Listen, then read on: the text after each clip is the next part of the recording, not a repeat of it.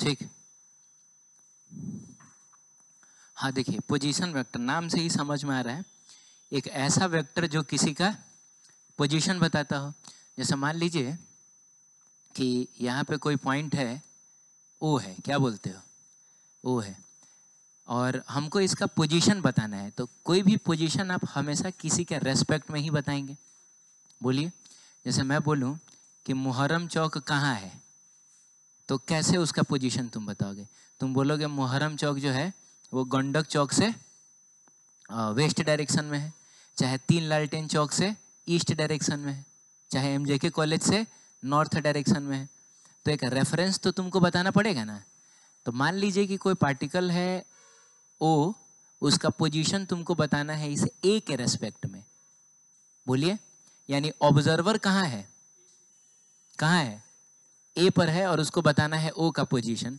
तो वो ऐसे ही नहीं इशारा करेगा कि ओ जो है देखिए उधर की तरफ है। तो आप एक वेक्टर ड्रॉ करिएगा जो ए को ओ से मिलाएगा, इसको बोला जाएगा position of O with respect to A. बताइए, इस आर ओ ए को क्या बोला जाएगा?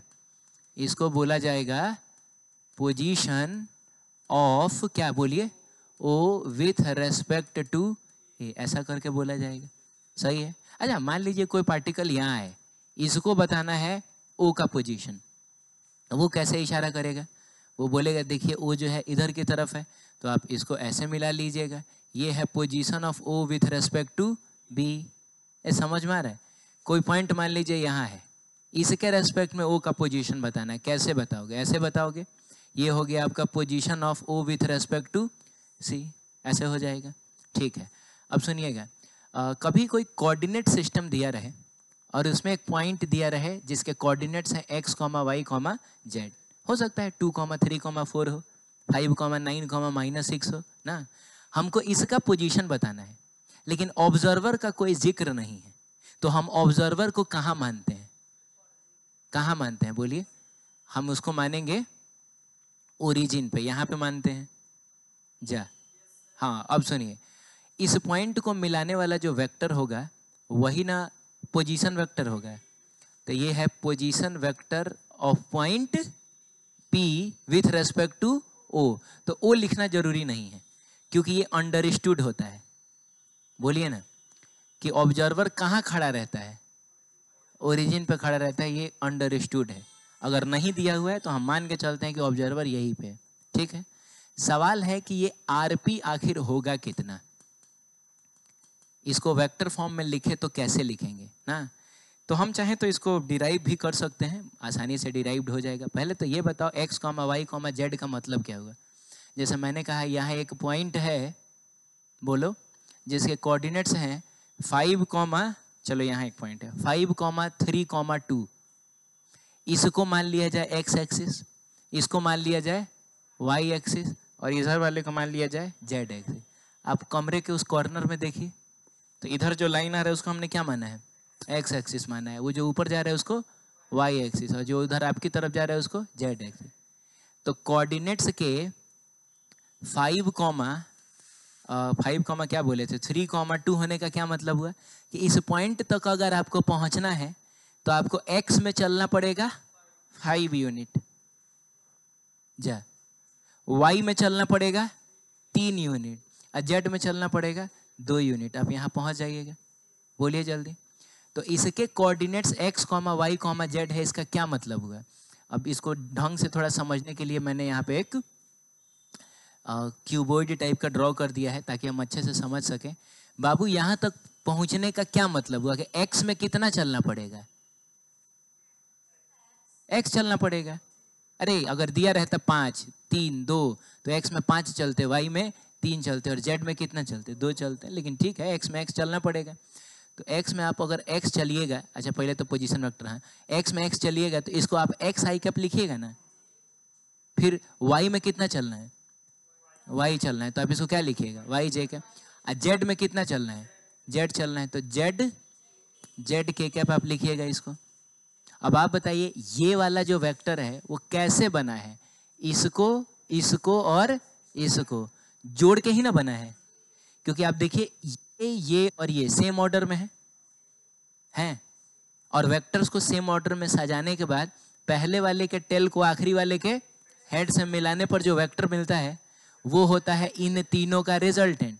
यानी ये आरपी कुछ और नहीं, ये है एक्स आई कैप प्लस वाई जे कैप प्लस क्या जेड के कैप। ये है, सही है, एक्स आई कैप प्लस वाई जे कैप प्लस जेड के कैप। मैं कहता हूं कि ये सब जो है, ये जो मैंने आपको समझाया, ये बस समझाने के पॉइंट ऑफ व्यू से ही इंपॉर्टेंट है, सुन रहे हो? अदरवाइज तुम तो इस चीज को याद कर लेना कि एक ऐसा पॉइंट जिसके कोऑर्डिनेट्स हैं x, y, z, उस पॉइंट के लिए जो पोजीशन वेक्टर हम यूज करेंगे वो होगा एक्स आई कैप प्लस वाई जे कैप प्लस जेड के कैप। यानी हम इसके बगल में आई कैप लिख देंगे, इसके बगल में जे कैप लिख देंगे और इसके बगल में क्या के कैप लिख देंगे। सही है, ठीक है। तो आप बताइए ये इसका पोजीशन जो होगा उसको कैसे लिखोगे?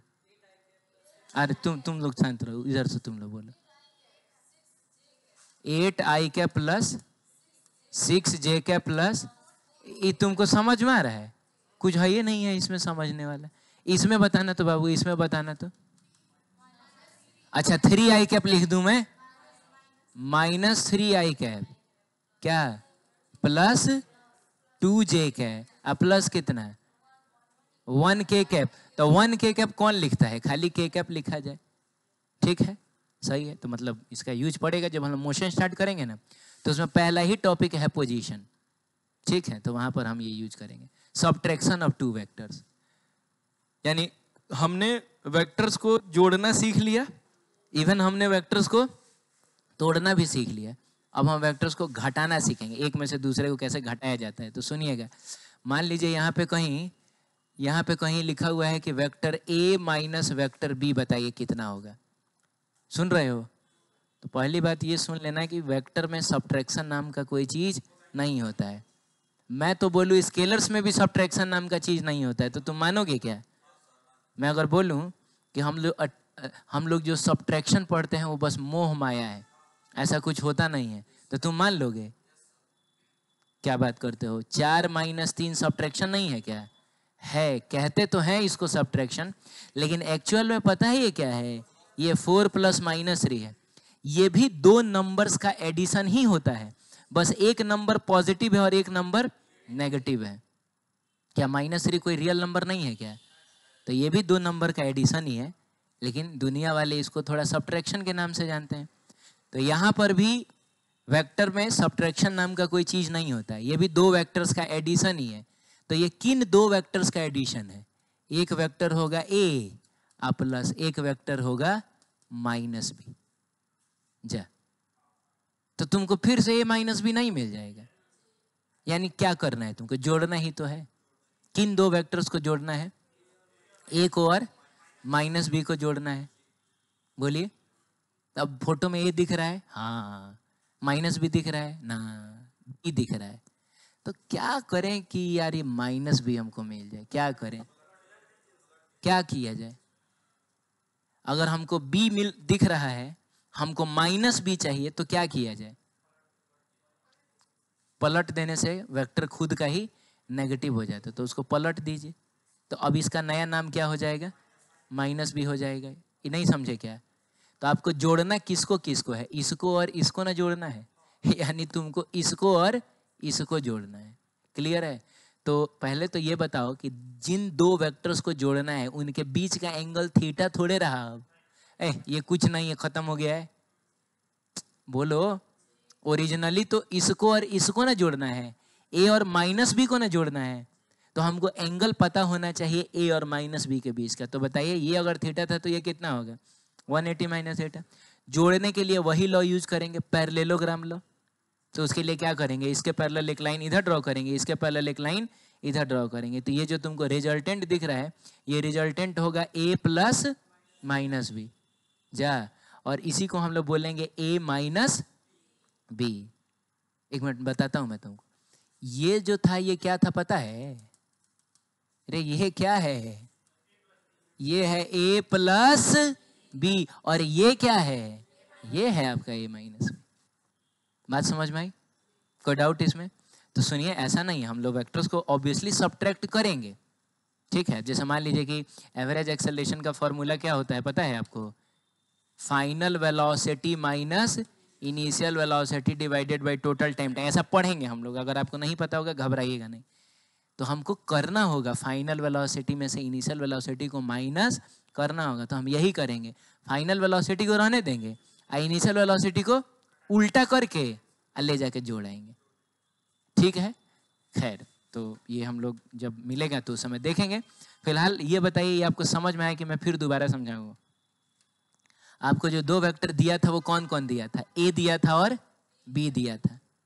लेकिन हमको ए प्लस बी करने को नहीं बोल रहा है, हमको ए माइनस बी करने को बोल रहा है।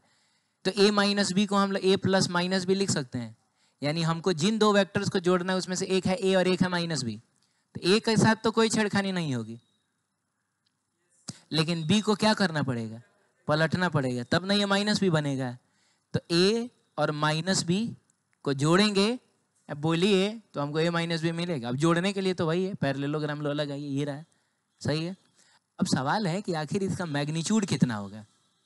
बाबू इसका मैग्नीट्यूड कितना होगा? तो दिखने में सबट्रैक्शन है, एक्चुअल में ये भी एडिशन ही है। तो एडिशन वाला ही फॉर्मूला लगेगा। क्या फॉर्मूला है एडिशन वाला? Under root A square plus B square plus 2ab cos theta. तो ए स्क्वायर का मतलब हुआ इसके मैग्नीट्यूड का स्क्वायर, तो चलिए ए स्क्वायर प्लस बी स्क्वायर का मतलब हुआ इसके मैग्नीट्यूड का स्क्वायर। आप बताइए इसका मैग्नीट्यूड कितना होगा? बी की माइनस बी? बी होगा, माइनस बी नहीं होगा। नहीं, एकदम नहीं। वेक्टर का नेगेटिव साइन उसके डायरेक्शन का हिस्सा होता है, पलटने से मैग्नीट्यूड पर असर नहीं पड़ता है। मैग्नीट्यूड अभी भी इसका बी ए होगा, तो हम लोग बी स्क्वायर लिखेंगे और उसके बाद प्लस 2ab कॉस। बीच का एंगल कितना है? अरे इसके और इसके बीच का एंगल कितना है? 180 माइनस थीटा है, सही है। तो ये हो जाएगा under root A square plus B square plus 2ab। अब बताना तो बाबू ये कितना आ रहा है? क्वाड्रेंट कौन सा, जल्दी बोलो।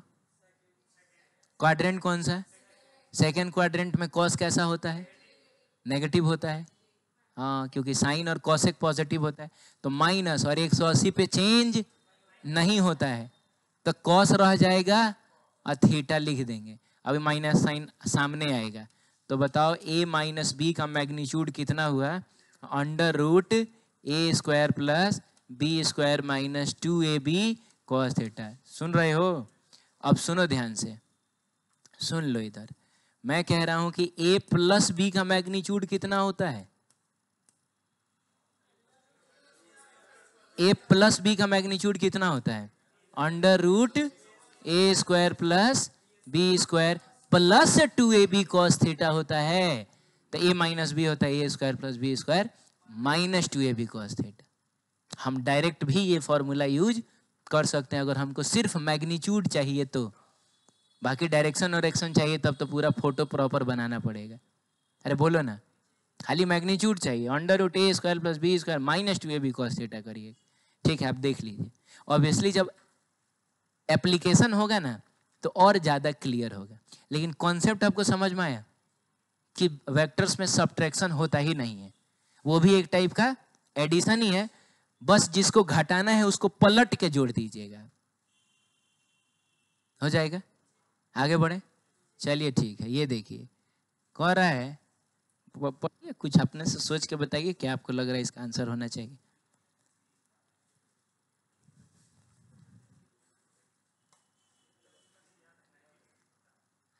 याद है तुमको?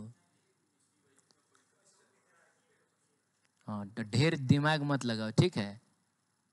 दिमाग लगाना है क्वेश्चन में लगाओ, इधर उधर नहीं। और सही आंसर बताओ। ये ABCD में G कहाँ से आ गया? हैं? हैं?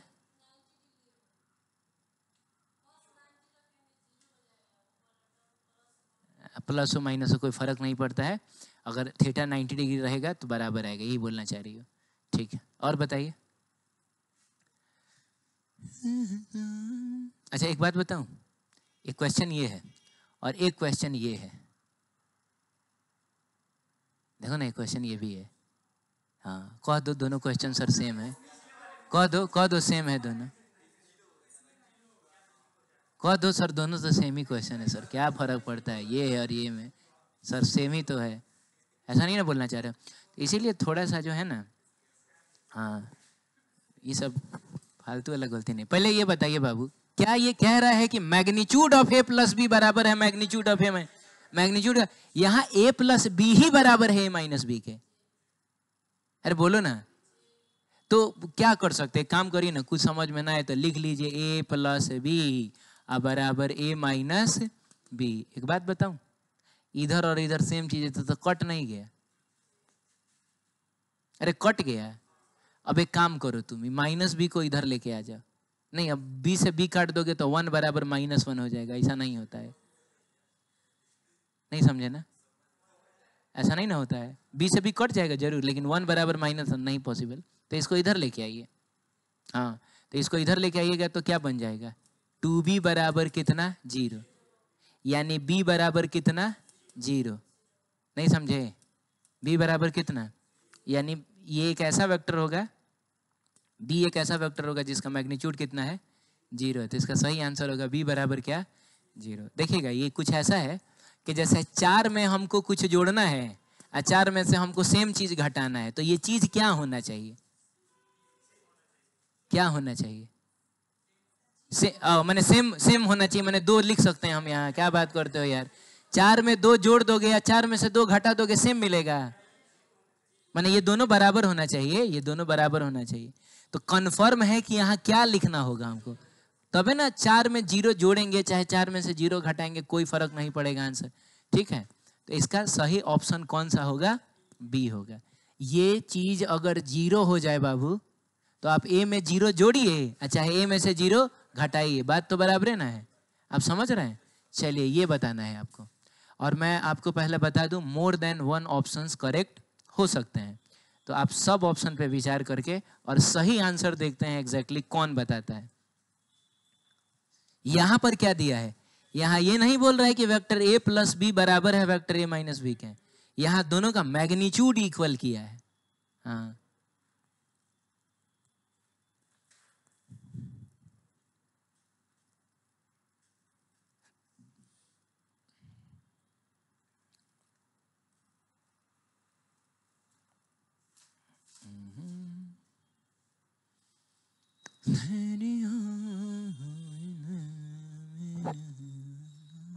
हेलो,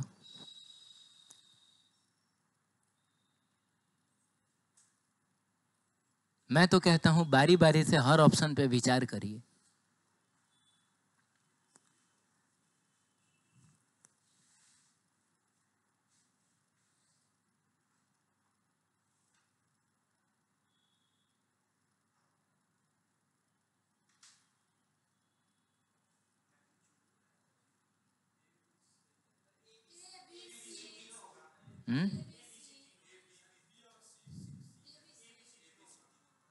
कैसे,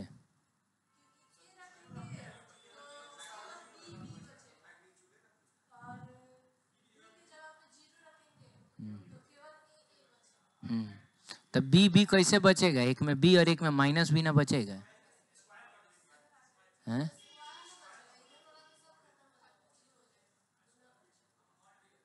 मॉड लगा हुआ है, ऑप्शन। ठीक है, और सी क्यों होगा, 90 डिग्री है तो 0।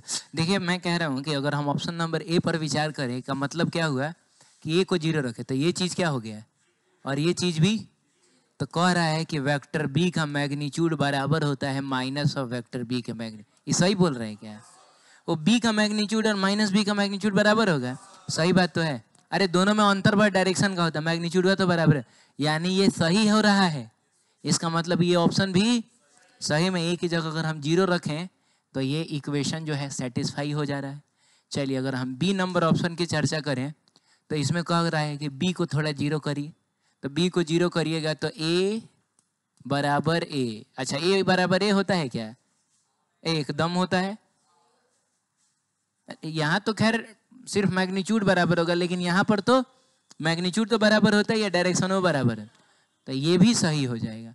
अब रही बात एंगल की, कि क्या हो अगर ए भी 0 ना हो बी भी 0 ना हो, जा, दोनों में से कोई जीरो ना हो, तब भी क्या ऐसा हो सकता है कि a प्लस बी का मैग्नीट्यूड a माइनस बी के मैग्नीट्यूड के बराबर हो जाए? तो एक काम करिए ना, फॉर्मूला लिखिए, a प्लस बी का मैग्नीट्यूड क्या होता है? Under root A square plus B square plus 2ab cos theta, और a माइनस बी का मैग्नीट्यूड क्या होता है? A square plus B square minus 2ab cos theta. बताइए, ये रूट से रूट कैंसिल हो गया? नहीं बोल रहे हो? हाँ, अभी क्या है कि ए स्क्वायर से ए स्क्वायर कट गया, बी स्क्वायर से बी स्क्वायर कट गया। हाँ, तो इधर अभी 2ab से 2ab भी कट गया। अब cos थीटा से cos थीटा मत कटा देना, जिसकी वैल्यू निकालनी होती है उसको थोड़े कटाते हैं हम लोग ना, तो फिर 1 बराबर -1 आ जाएगा। समझ रहे हो? 1 बराबर क्या आ जाएगा? -1 आ जाएगा। तो मिला जुला के हो जाएगा कितना बताओ ना? हाँ, माने इधर cos थीटा है और इधर माइनस cos थीटा है, तो माइनस cos थीटा इधर आएगा तो प्लस cos थीटा, अब पहले से cos थीटा है तो हो जाएगा 2 cos थीटा बराबर 0। तो cos थीटा बराबर 0 तो थीटा बराबर कितना? 90। ओहो, थीटा अगर 90 डिग्री हो तो a प्लस बी का मैग्नीट्यूड और a माइनस बी का मैग्नीट्यूड सेम होगा। अच्छा, इसको हम फोटो बना के भी देख सकते हैं। ये देखिए, ये रहा हमारा a, क्या बोलते हो, कौन रहा? और ये रहा हमारा b। तो बताओ a प्लस बी जो होगा वो यही ना होगा? ये तुमको समझ में आ रहा है? ये कौन होगा? ये होगा a प्लस बी है। अभी हमको a माइनस बी चाहिए, तो इसको क्या किया जाए? पलट दिया जाए। तो देखिए, ये बन गया माइनस बी। आपको समझ में आ रहा है? तो रिजल्टेंट जो होगा यही ना होगा, a माइनस बी। अब ध्यान से सुनिए, क्या a प्लस बी और a माइनस बी बराबर है? a प्लस बी और a माइनस बी बराबर है? बराबर है?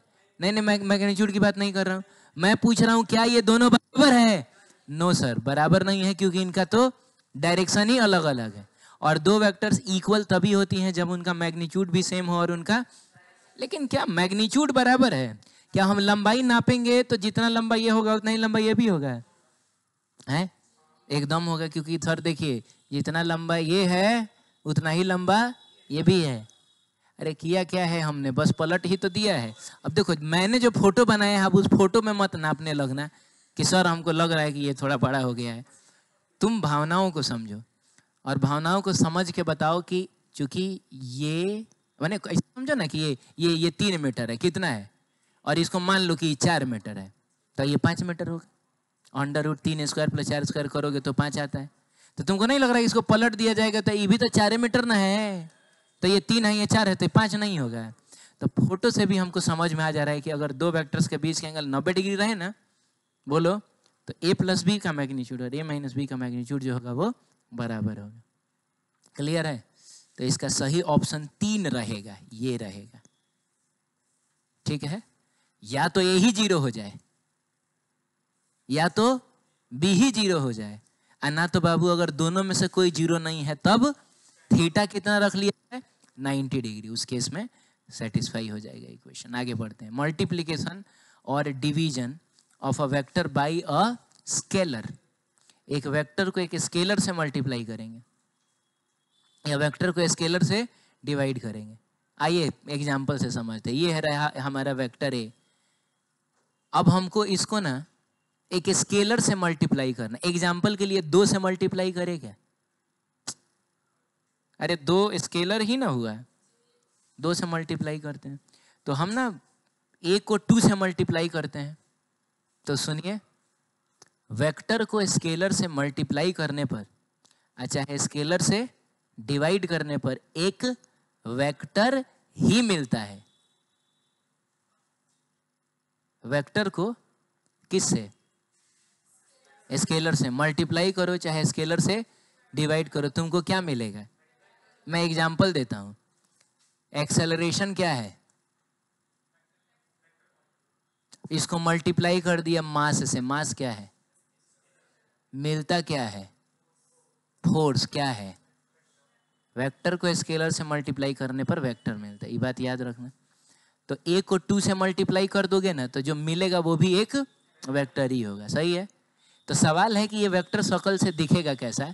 तो स्केलर का मल्टीप्लिकेशन या स्केलर का डिवीजन सिर्फ मैग्नीट्यूड पर इफेक्ट डालेगा, जा डायरेक्शन पर इफेक्ट नहीं डालेगा।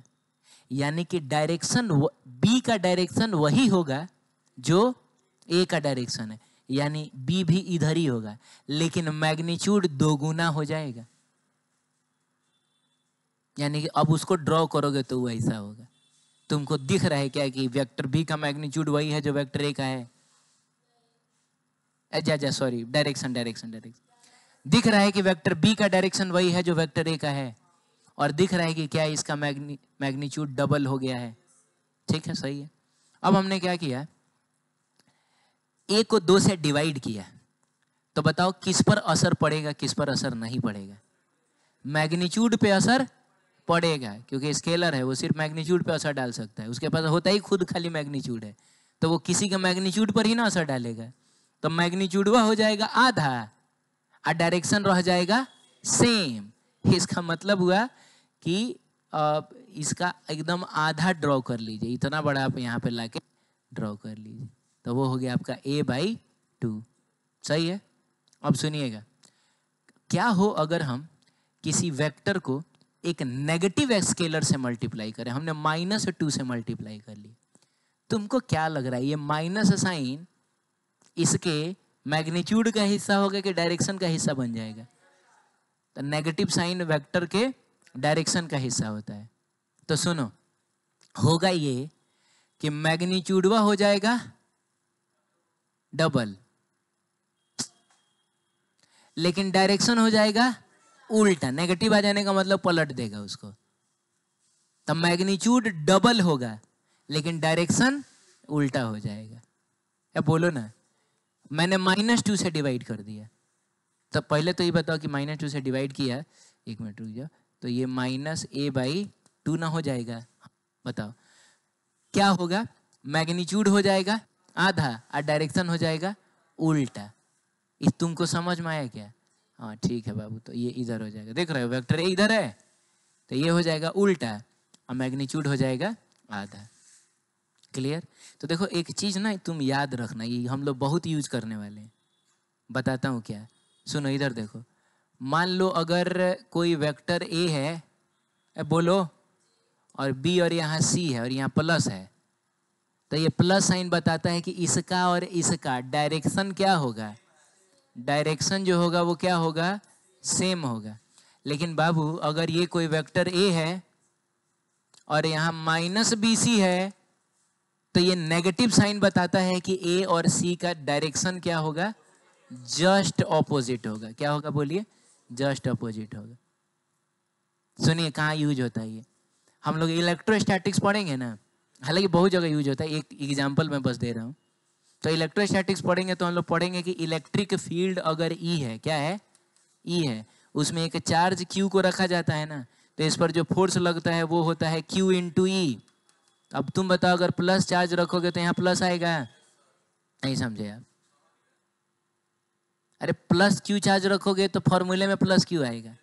लेकिन अगर मान लीजिए आपने इस इलेक्ट्रिक फील्ड में किसमें किसी -Q चार्ज को रखा, तो फोर्स का फॉर्मूला क्या होगा? -Q × E। अब तुम बताओ ये प्लस साइन क्या कहना चाहता है? ये कहना चाह रहा है कि F और E का डायरेक्शन सेम होगा, का मतलब हुआ इस पर जो फोर्स लगेगा वो E के ही डायरेक्शन में लगेगा। तो बताओ E उधर है, E उधर है, तो इस पर फोर्स भी इधर ही लगेगा। आप समझे क्या? लेकिन बताइए ये माइनस साइन क्या कहना चाह रहा है? कि फोर्स जो होगा वो इलेक्ट्रिक फील्ड के, यानी नेगेटिव चार्ज पे फोर्स इधर लगेगा। ये आप समझ रहे हैं? तो ये सब हम लोग यूज करेंगे कॉन्सेप्ट। एक पॉजिटिव चार्ज को रख के छोड़ोगे ना तो वो इलेक्ट्रिक फील्ड के डायरेक्शन में भागेगा, लेकिन एक नेगेटिव चार्ज को छोड़ोगे तो वो इलेक्ट्रिक फील्ड के ऑपोजिट, दोनों दो डायरेक्शन में भागेगा। क्लियर है? तो ये बात याद रखिएगा। सही है, आगे बढ़े। चलिए अब हम आ जाते हैं अपने मेन टॉपिक। क्या हो जब दो वेक्टर्स को मल्टीप्लाई करना हो। तो सुनिए, ये A × B लिखा हुआ है, ये भी a इंटू बी लिखा हुआ है और ये भी a इंटू बी लिखा हुआ है। ऐसा पढ़ते हैं हम लोग, कभी मन करता है खाली ए बी लिख देते हैं, कभी बीच में डॉट लगा देते हैं, उसका मतलब भी ए इंटू बी होता है, कभी ढेर फुर्सत होता है तो ऐसा क्रॉस लगा देते हैं। इसका तीनों का मतलब सेम है कि डिफरेंट है? तीनों का मतलब सेम है कि डिफरेंट है? तो तीनों का मतलब सेम है तब जब ये ए और बी स्केलर हो। स्केलर हो तो सेम ही है, ई लिखो ई लिखो ई लिखो। लेकिन बाबू अगर ये वेक्टर्स हो जाएं, ये क्या हो जाए? वेक्टर्स हो जाएं, तो ये एग्जिस्ट ही नहीं करता है। दो वेक्टर्स कभी भी, पी लो आराम से पानी पियो, मैं तभी आगे बढ़ूंगा।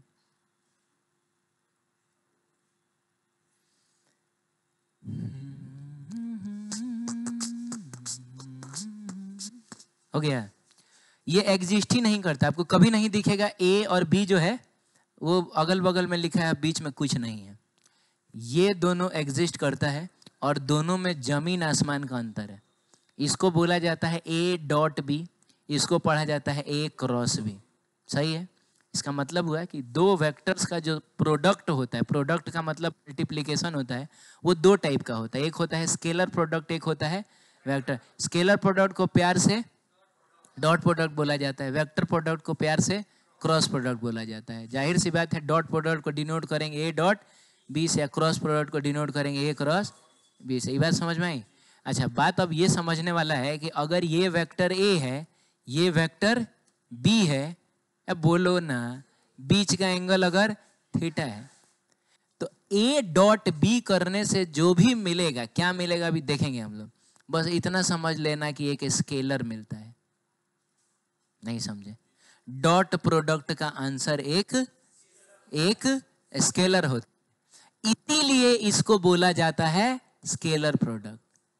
लेकिन क्रॉस प्रोडक्ट का आंसर एक वेक्टर आता है, इसीलिए इसको बोला जाता है वेक्टर प्रोडक्ट। आप सुन रहे हैं? हाँ, एग्जाम्पल में आपको पता है वर्क डन जो होता है वो एफ डॉट एस होता है, ये बात पता है? आप मुझको बताइए, ठीक है, आप मुझको बताइए फोर्स क्या है, डिस्प्लेसमेंट क्या है, लेकिन वर्क क्या है? स्केलर है। क्यों? क्योंकि यहां दो वेक्टर्स का डॉट प्रोडक्ट हुआ है। ये बात समझ रहे हो? डॉट प्रोडक्ट हुआ है। सही है? हाँ, सुनिए एक चीज़ और बताता हूँ मैं। अगर आपने 12th क्लास में मैग्नेटिज्म या फिर इलेक्ट्रोस्टैटिक थोड़ा भी ठीक से पढ़ा होगा तो एक फ्लक्स नाम का चीज़ मिला होगा। बाबू, फ्लक्स जो होता है वो होता है ई डॉट एस, जिसमें ई होता है इलेक्ट्रिक फील्ड, एस होता है एरिया वेक्टर। तो आप मुझको बताइए कि ये फ्लक्स जो है वो स्केलर क्वांटिटी होगा कि वेक्टर क्वांटिटी? हाँ, कुछ दिन पहले जब मैं वेक्टर बता रहा था तो मैं आपसे एग्जाम्पल्स पूछ रहा था, तो उसमें से किसने कहा था कि सर फ्लक्स? मैंने कहा था नहीं, फ्लक्स जो है वो किसने बोला था? ये तुमने बोला था। मैंने, देख रहे हो हमको कितना छोटा छोटा बात याद रहता है। मैंने कहा था कि फ्लक्स एक स्केलर क्वांटिटी होता है क्योंकि ये दो लोगों के डॉट प्रोडक्ट से मिलता है। तो ये बात याद रखिएगा, डॉट प्रोडक्ट का आंसर स्केलर होता है। लेकिन इधर की बात करें तो पहली बार क्रॉस प्रोडक्ट, आपको टॉर्क जब पढ़िएगा ना, टॉर्क का नाम तो सुना होगा ना कम से कम। टॉर्क एक ऐसी चीज है जो किसी को रोटेट करने में रेस्पॉन्सिबल होता है। जा, हाँ ठीक है, वो होता है आर क्रॉस एफ।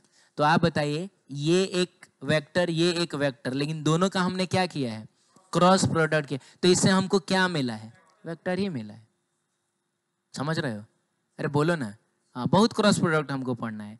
हमको क्रॉस प्रोडक्ट पढ़ना है कि जैसे मान लीजिए कोई एल लेंथ का रॉड है, उसमें आई करंट फ्लो कर रहा है, बोलो ना। हाँ, और मैग्नेटिक फील्ड मान लीजिए कहीं ऊपर की तरफ है, कहाँ है? ऊपर है, तो इस पर फोर्स कितना लगता है? तो फोर्स का फॉर्मूला होता है आई एल क्रॉस क्या बी। देख रहे हो बाबू, ये क्या है? वेक्टर। ये क्या है? वेक्टर। तो दो वेक्टर का क्रॉस प्रोडक्ट हमको क्या देगा? वेक्टर ही देगा। और वेक्टर को स्केलर से मल्टीप्लाई करोगे तो वेक्टर ही मिलता है। बहुत सारा एग्जाम्पल है, क्यू इंटू भी क्रॉस बी भी पढ़ना है और भी बहुत। ठीक है, आगे बढ़ते हैं। पी क्रॉस ई से भी टॉर्क मिलेगा, बात करेंगे बारी बारी से। पहले देखेंगे हम लोग डॉट प्रोडक्ट, ठीक है? तो आपके पास दो वेक्टर्स हैं ए और बी, दोनों के बीच का एंगल कितना है? थीटा है। और मैं आपको बता दूं, डॉट प्रोडक्ट पूरे वेक्टर का सबसे आसान चीज है। जा सबसे क्या है, यही एक है जिसमें हमको कभी टेंशन नहीं होता है, कुछ भी करना हो लेकिन टेंशन नहीं होता है। तो ए डॉट बी हमको पता करना है। तो ए डॉट बी होता है ए बी कॉस थीटा, एकदम रट लीजिए। ए डॉट बी क्या होता है, बस ए बी कॉस, जिसमें ए क्या है तो वेक्टर ए का मैग्नीट्यूड, बी क्या है तो वेक्टर बी का, और थीटा क्या है दोनों के बीच का एंगल। बस इसके पास कोई डायरेक्शन होता ही नहीं है। कोई पूछेगा ए डॉट बी क्या बोलोगी, ए बी कॉस थीटा, 3 बार बोलो कॉस थीटा, सही है। हाँ अब एग्जाम्पल करेंगे। We have a block on which a force of 10 Newton is applied and due to which a displacement of 10 meter occurs। तो आपको बताना है कि इस केस में वर्क डन कितना हुआ है। न्यूटन में तुम वर्क बताएगा। हाँ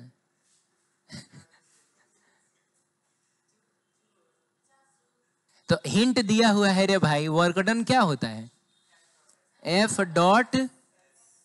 डॉट एस होता है। क्या बोलते हो, तो तुम बताओ ना, ए डॉट बी होता है ए बी कॉस थीटा, तो एफ डॉट एस क्या होगा, तो ये हो जाएगा आपका एफ एस कॉस थीटा। तो एफ की जगह कितना है 10 न्यूटन है, तब रहने देता हूँ 10 लिखता हूँ, सीधे लास्ट में जूल लिख दूंगा। डिस्प्लेसमेंट भी कितना है, कॉस कितना 60 डिग्री, आंसर किस में आएगा जूल में आएगा। एक बात याद रखिएगा, हमेशा ऐसा नहीं किया जाता है कि यूनिट ना लिखते हुए हम चूंकि वर्क निकाल रहे हैं तो जूल लिख देंगे, लेकिन ऐसा हम तब कर सकते हैं जब जिन चीज़ों की वैल्यूज हम पुट कर रहे हैं वो खुद SI यूनिट में हो।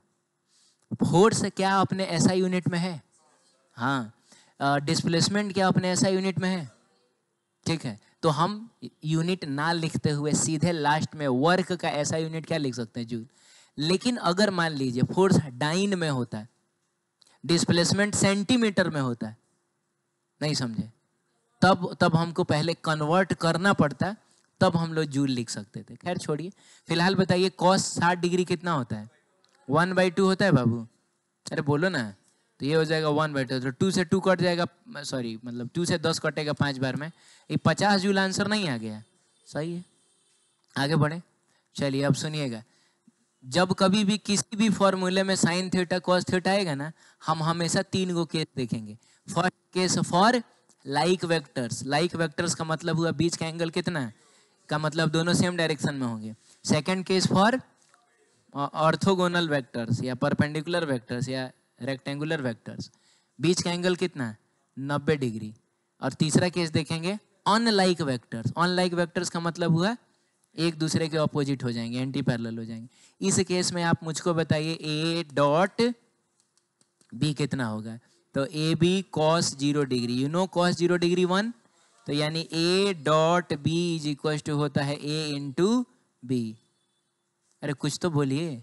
हाँ सुनिए, एग्जाम्पल ले लेते हैं हम लोग। जैसे मान लीजिए कि 50 न्यूटन का फोर्स लगा है, 10 मीटर का डिस्प्लेसमेंट हुआ है, नहीं बोलोगे, तो वर्क डन कितना होगा। तो जब सेम डायरेक्शन है ना, सीधा सीधा मल्टीप्लाई करिए। सेम डायरेक्शन में पता है, सेम डायरेक्शन में सीधा सीधा जोड़ा जाता है, सीधा सीधा मल्टीप्लाई किया जाता है। सीधा सीधा मल्टीप्लाई करिए, बताइए कितना हो जाएगा। डायरेक्ट हम लोग F इंटू एस नहीं लिख देंगे, क्योंकि एफ एस कॉस 0 डिग्री तो 1 ही ना हो जाएगा, यानी फोर्स इंटू डिस्प्लेसमेंट मिला जुला के कितना हो जाएगा 500 जूल। और 9वां क्लास में जो हमने वर्क पढ़ा था ना, तो आप याद करिए 9th क्लास में आपका टीचर बताया होगा वर्क डन बराबर होता है force into displacement. Actually 9th class वाला तुमको बस यही एक केस बताता है, 0 डिग्री पे अगर फोर्स और डिस्प्लेसमेंट रहा, यानी दोनों सेम डायरेक्शन में रहा, तो हम सीधे सीधे ना मल्टीप्लाई करते हैं, तो ये हो जाएगा 500 जी। इस केस में बताना तो बाबू ए डॉट बी कितना होगा, ए बी, और कॉस कितना, कॉस 90 कितना होता है 0 होता है, सब 0 हो गया, खत्म हो गया कहानी। तो इसका मतलब क्या हुआ कि 90 डिग्री पे डॉट प्रोडक्ट, मैं क्या बताऊं कि ये एक कितना इंपॉर्टेंट स्टेटमेंट है, बहुत जगह यूज होता है। जब भी हमको ऐसा पता करना होगा ना कि ये दोनों वेक्टर्स परपेंडिकुलर हैं कि नहीं। फटाक से क्या कर लेते हैं, डॉट प्रोडक्ट कर लेंगे। अगर डॉट प्रोडक्ट 0 आ गया, कंफर्म है दोनों वेक्टर्स कैसे हैं, 90 डिग्री पे। सही है। चलिए बात करेंगे। अच्छा, इसके लिए एग्जांपल अगर हम लें तो मान लो बाबू कि इधर की तरफ डिस्प्लेसमेंट हुआ है और इधर की तरफ क्या लगा है, फोर्स लगा है 50 न्यूटन का। बताओ ना, इस फोर्स के द्वारा किया गया वर्क डन कितना होगा। फोर्स और डिस्प्लेसमेंट परपेंडिकुलर, उस फोर्स के द्वारा किया गया वर्क डन 0 होता है। ठीक है, मैं आपको एग्जाम्पल से समझाऊंगा जब हम लोग वर्क पढ़ेंगे ना कि क्या मतलब होता है पॉजिटिव वर्क का, क्या मतलब होता है 0 वर्क का। और यहाँ पर तो ए डॉट बी अगर आप करिएगा, क्या करिएगा, ए डॉट बी, तो वो होगा ए बी और कॉस 180 डिग्री कितना होता है, कॉस 0 डिग्री 1 होता है, कॉस 180 डिग्री -1 होता है। तो यहाँ पर ए बी और यहाँ -1 लिखेंगे तो मिला जुला के कितना हो जाएगा। यानी सुनिए ना, डॉट प्रोडक्ट पॉजिटिव भी होता है, नेगेटिव भी होता है और क्या होता है, 0 भी होता है। ठीक है, इस केस में अगर मान लीजिए कि डिस्प्लेसमेंट इधर हुआ है 10 मीटर का, फोर्स इधर लगा है 50 न्यूटन का, बोलिए ना, तो बताइए वर्क डन कितना होगा। माइनस, हाँ माइनस ए बी का मतलब क्या हुआ, -50 × 10 का मतलब 500 जूल, ऐसा करके हो जाएगा। ठीक है, हाँ तो देख लीजिए किताब में भी लिखा है, यहाँ पर भी।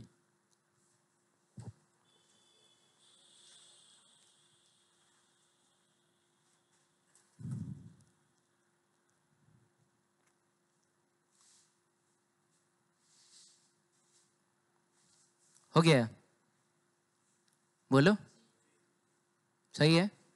चलिए, ये भी एक चीज बोल रहा है कि अगर थीटा जो है ना 0 डिग्री से लेके कहाँ तक हो, 90 डिग्री तक हो। अरे बोलो ना, कौन सा क्वाड्रेंट, तो फर्स्ट क्वाड्रेंट में cos थीटा कैसा होगा, तो डॉट प्रोडक्ट भी पॉजिटिव होगा।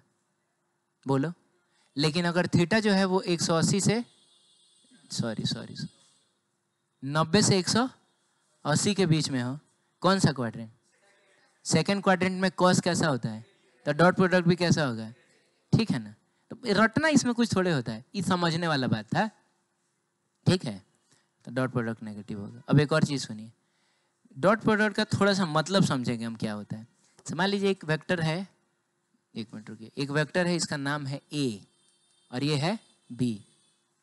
तो हम ना बी का कंपोनेंट तोड़ना चाहते हैं, तो बी का एक कंपोनेंट तोड़ा जाए ए के डायरेक्शन में और एक कंपोनेंट तोड़ा जाए ए के परपेंडिकुलर डायरेक्शन। तो बी का जो कंपोनेंट ए के डायरेक्शन में टूटेगा, बोलिए वो इतना बड़ा होगा कि नहीं। अरे जो बी का जो कंपोनेंट इधर टूटेगा वो इतना ही बड़ा ना होगा परपेंड, और बी का जो कंपोनेंट इधर की तरफ टूटेगा वो इतना बड़ा होगा। कौन बताएगा इस कंपोनेंट का नाम क्या होगा। हाँ ठीक, ये एक्स एक्सिस है, मैं बोल रहा हूँ ये एक्स एक्सिस है। नाम क्या होगा का मतलब हुआ मैग्नीट्यूड बताओ। हम थीटा की तरफ घूम रहे हैं, थीटा की तरफ तो क्या कॉस, तो हम लोग लिखेंगे बी कॉस थीटा और ये हो जाएगा बी साइन। ये तुमको समझ में आया।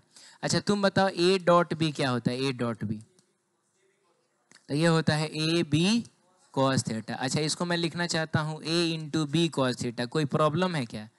तुम खाली ये बता दो इस पूरे फोटो में तुमको कहीं ए नजर आ रहा है, ये नजर आ रहा है, ये नजर आ रहा है, कहीं बी कॉस थीटा नजर आ रहा है, अरे यार ये नजर आ रहा है। ये कैसे वेक्टर्स हैं, ये वो दो वेक्टर्स हैं जो सेम ही लाइन के अलोंग है या सेम डायरेक्शन में, ऐसा बोल सकते हैं। बोलो ना, तो डॉट प्रो जैसे हमको लिखना है तो क्या लिखेंगे, A into B in the direction of क्या, ये कौन सा बी है, ये वो बी है। देखो ओरिजिनल बी तो ये था धैत तेरे की, लेकिन ये वो बी है जो ए के डायरेक्शन, माने बी का वो इफेक्ट है जो ए के डायरेक्शन में है। अब समझ रहे हैं। देखिए क्या समझाना चाह रहा हूं मैं, उसको समझिएगा। डॉट प्रोडक्ट उन दो वेक्टर्स का मल्टीप्लिकेशन होता है जो सेम ही लाइन के अलॉन्ग होते हैं, सेम ही डायरेक्शन में होते हैं। बोलिए ना। अब जैसे शुरू में हमको ये ए दे दिया था और बी दे दिया था, बोला था डॉट प्रोडक्ट बनाइए, बताइए तो क्या ये दोनों सेम लाइन के अलॉन्ग हैं? तो हम क्या सीधा सीधा मल्टीप्लाई थोड़े करेंगे, तब हम कंपोनेंट तोड़ेंगे और हम दो ऐसे वेक्टर्स देखेंगे जो सेम लाइन के अलॉन्ग आ जाएं। कौन कौन से दो वेक्टर सेम लाइन के अलॉन्ग आ गए? ए और बी कॉस थीटा। इनको मल्टीप्लाई कर देंगे तो बन जाएगा ए बी कॉस थीटा। अच्छा, कभी अगर किसी ने कहा कि नहीं, कौन जरूरी है कि हम बी का ही कंपोनेंट तोड़े, हम ए का तोड़ना चाहते हैं, तो ए का एक कंपोनेंट बी पे तोड़ना है तुमको, कौन तोड़ेगा इसको? ए का एक कंपोनेंट तोड़ना है बी के अलॉन्ग और एक कंपोनेंट तोड़ना है बी के परपेंडिकुलर। क्या तुमको बी के परपेंडिकुलर ये लाइन नजर आ रहा है? कौन बी के अलॉन्ग तोड़ेगा? नहीं, हमको फोटो बनाना है, फोटो, ऐसा नहीं cos थीटा sin थीटा को हम अपने से लिख लेंगे। फोटो बनाना है, मैंने हमको जैसे मैंने ये तोड़ के दिखाया है ये और ये, तो बी ए का कंपोनेंट बी के डायरेक्शन में तोड़ना है। यस तोड़ेगा? आओ तोड़ो।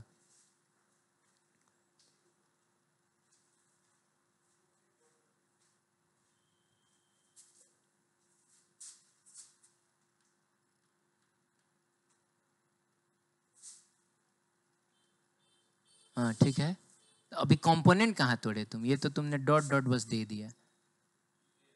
हाँ हाँ, तो एक नहीं तो ये चीज दिखा, मैं डॉट डॉट देखो ये मैंने दिया है, तो ये चीज दिखाना पड़ेगा ना।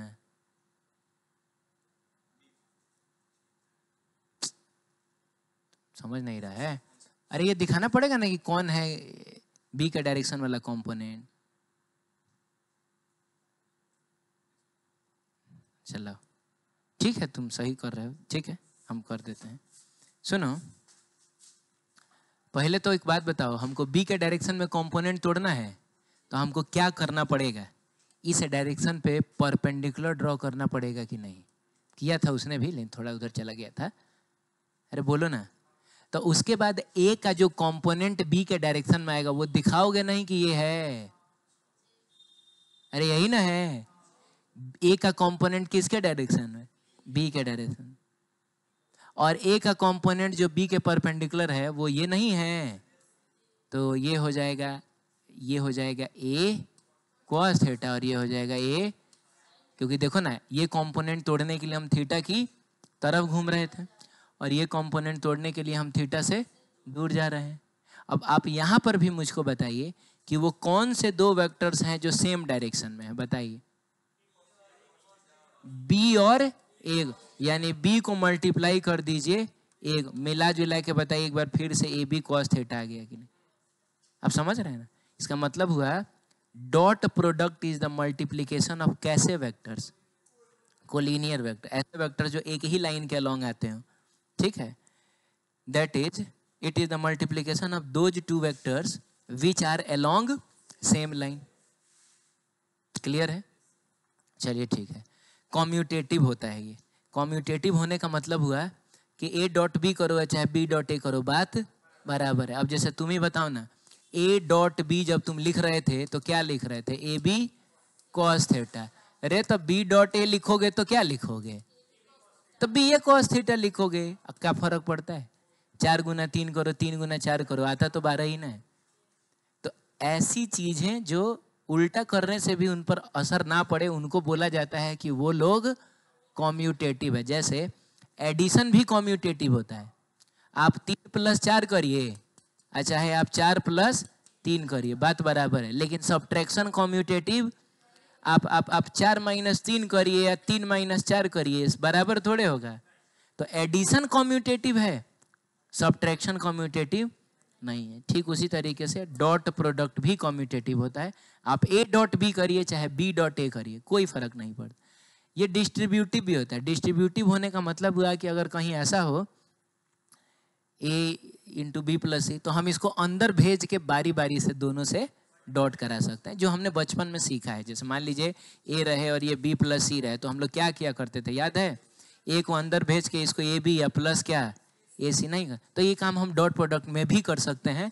इट मीन्स कि ये बन जाएगा A dot B plus A dot C, ऐसा हो जाएगा। Dot product of unit vectors.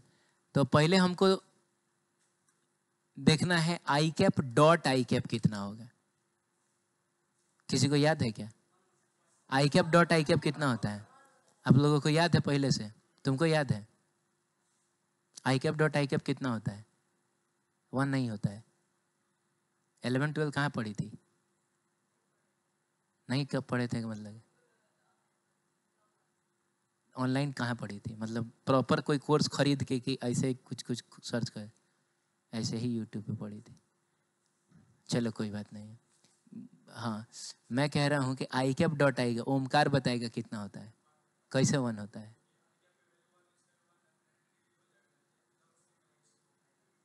90 degree हो जाएगा।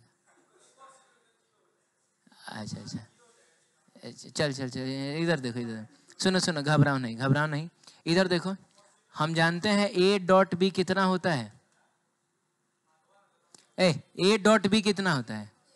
ए बी कॉस थीटा होता है। अच्छा है, तो तुम बताओ कि ए क्या है? इसका मैग्नीट्यूड। बी क्या है? इसका मैग्नीट्यूड। और थीटा क्या है?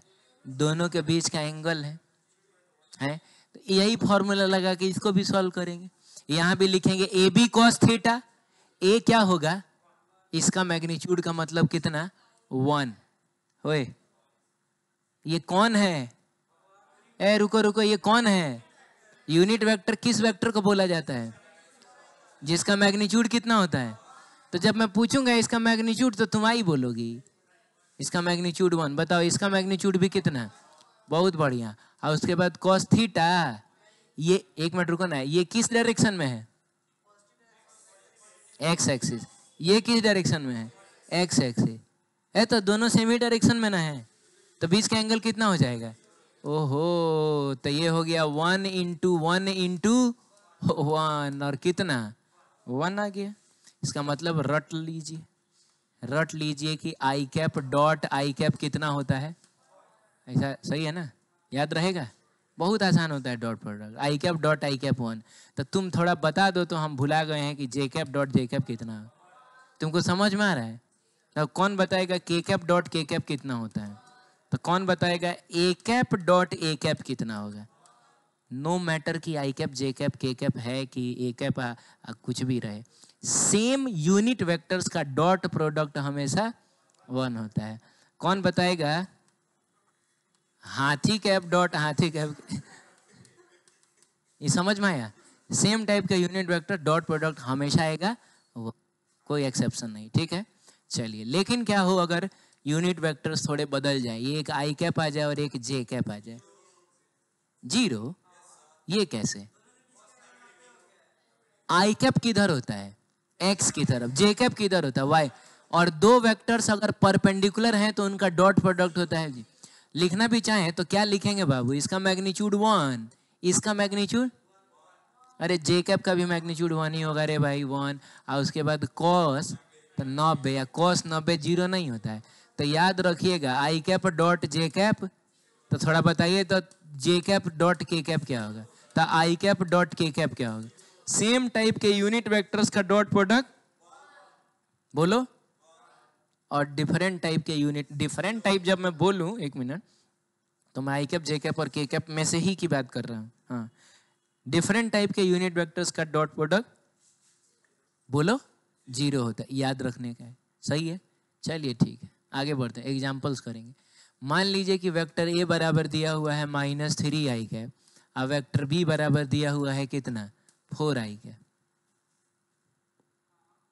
हाँ, हमसे बोल रहा है बताओ ए डॉट बी कितना होगा। तो सुनो 1 मिनट, बता रहा हूँ कैसे करेंगे, डायरेक्ट समझो।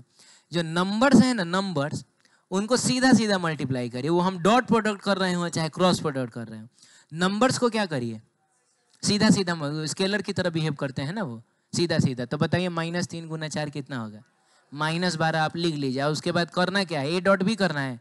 तो आई कैप डॉट आई कैप कितना होता है? 1 होता है। आंसर -12 हो जाएगा। जा सही है। चलिए ठीक है, इसमें बताइए वेक्टर ए जो है -3 आई कैप, वेक्टर बी जो है वो 4 जे कैप है। हमको ए डॉट बी करना है। क्या किया जाए? नंबर्स को सीधा सीधा मल्टीप्लाई, तो माइनस -12, ठीक है। और उसके बाद आई कैप डॉट जे कैप कितना होता है? तो जी, अरे यार ये तो जीरो आ गया। और तो देख के पता चल रहा था, वो तो देखिए पता चल रहा था, वो आई कैप में है, कोई जे कैप में, ऐसे ही जीरो आएगा, है कि नहीं? चलिए इसको करेंगे हम लोग।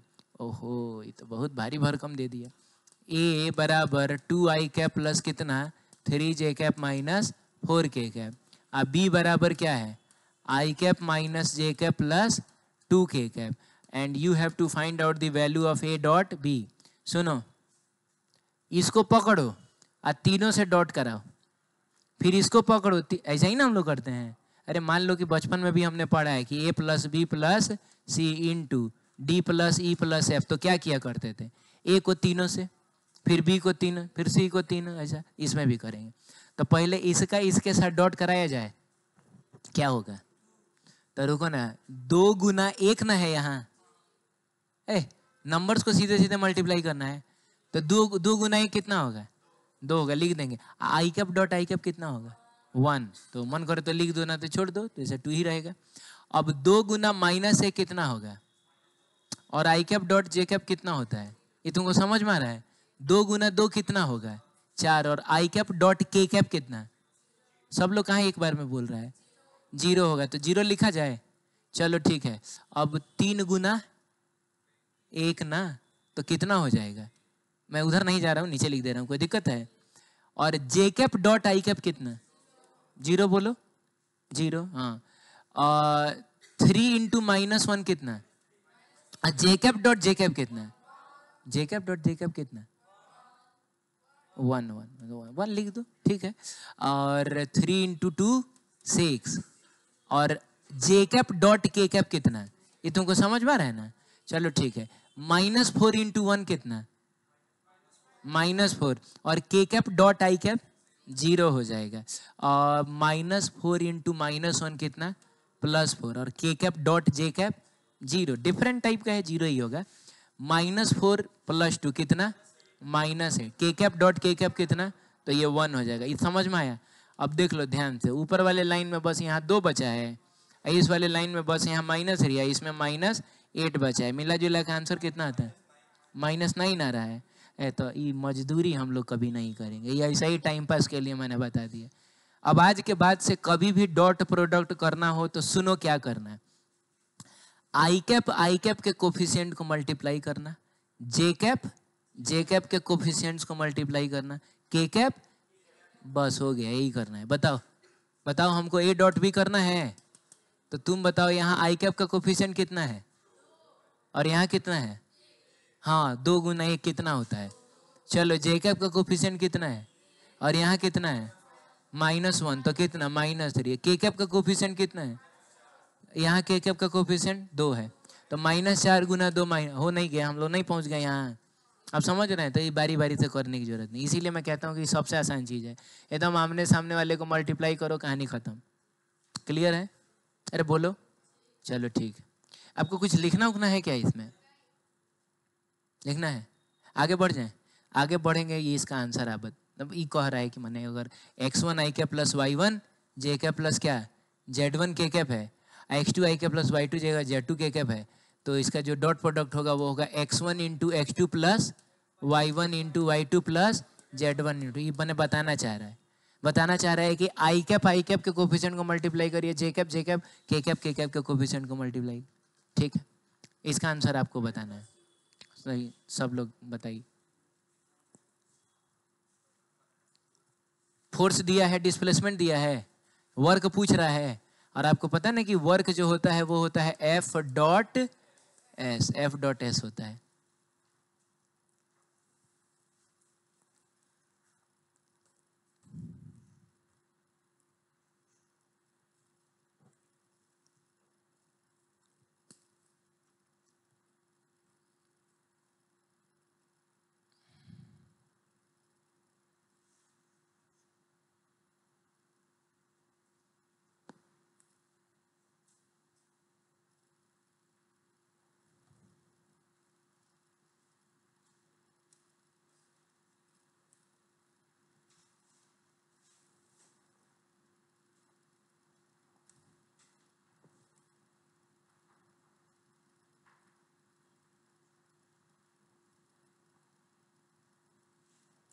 हो गया? किए आप लोग? क्या आंसर आ रहा है? -10 आ रहा है।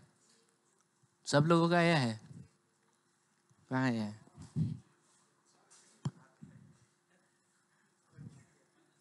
कहाँ लिखी है? एफ कहाँ लिखी है? ए भी cos थीटा से करेगी? अरे बाबू तो कहाँ लिखी है? लिखी है कहीं कॉपिया में? तो लिखो ना, एफ जो दिया हुआ है लिखो। तुम्हारा हुआ है? कितना आ रहा है? सही में आ रहा है? अरे एफ कितना दिया हुआ है वो लिखोगी पहले। अच्छा डायरेक्ट कर दी, एफ बराबर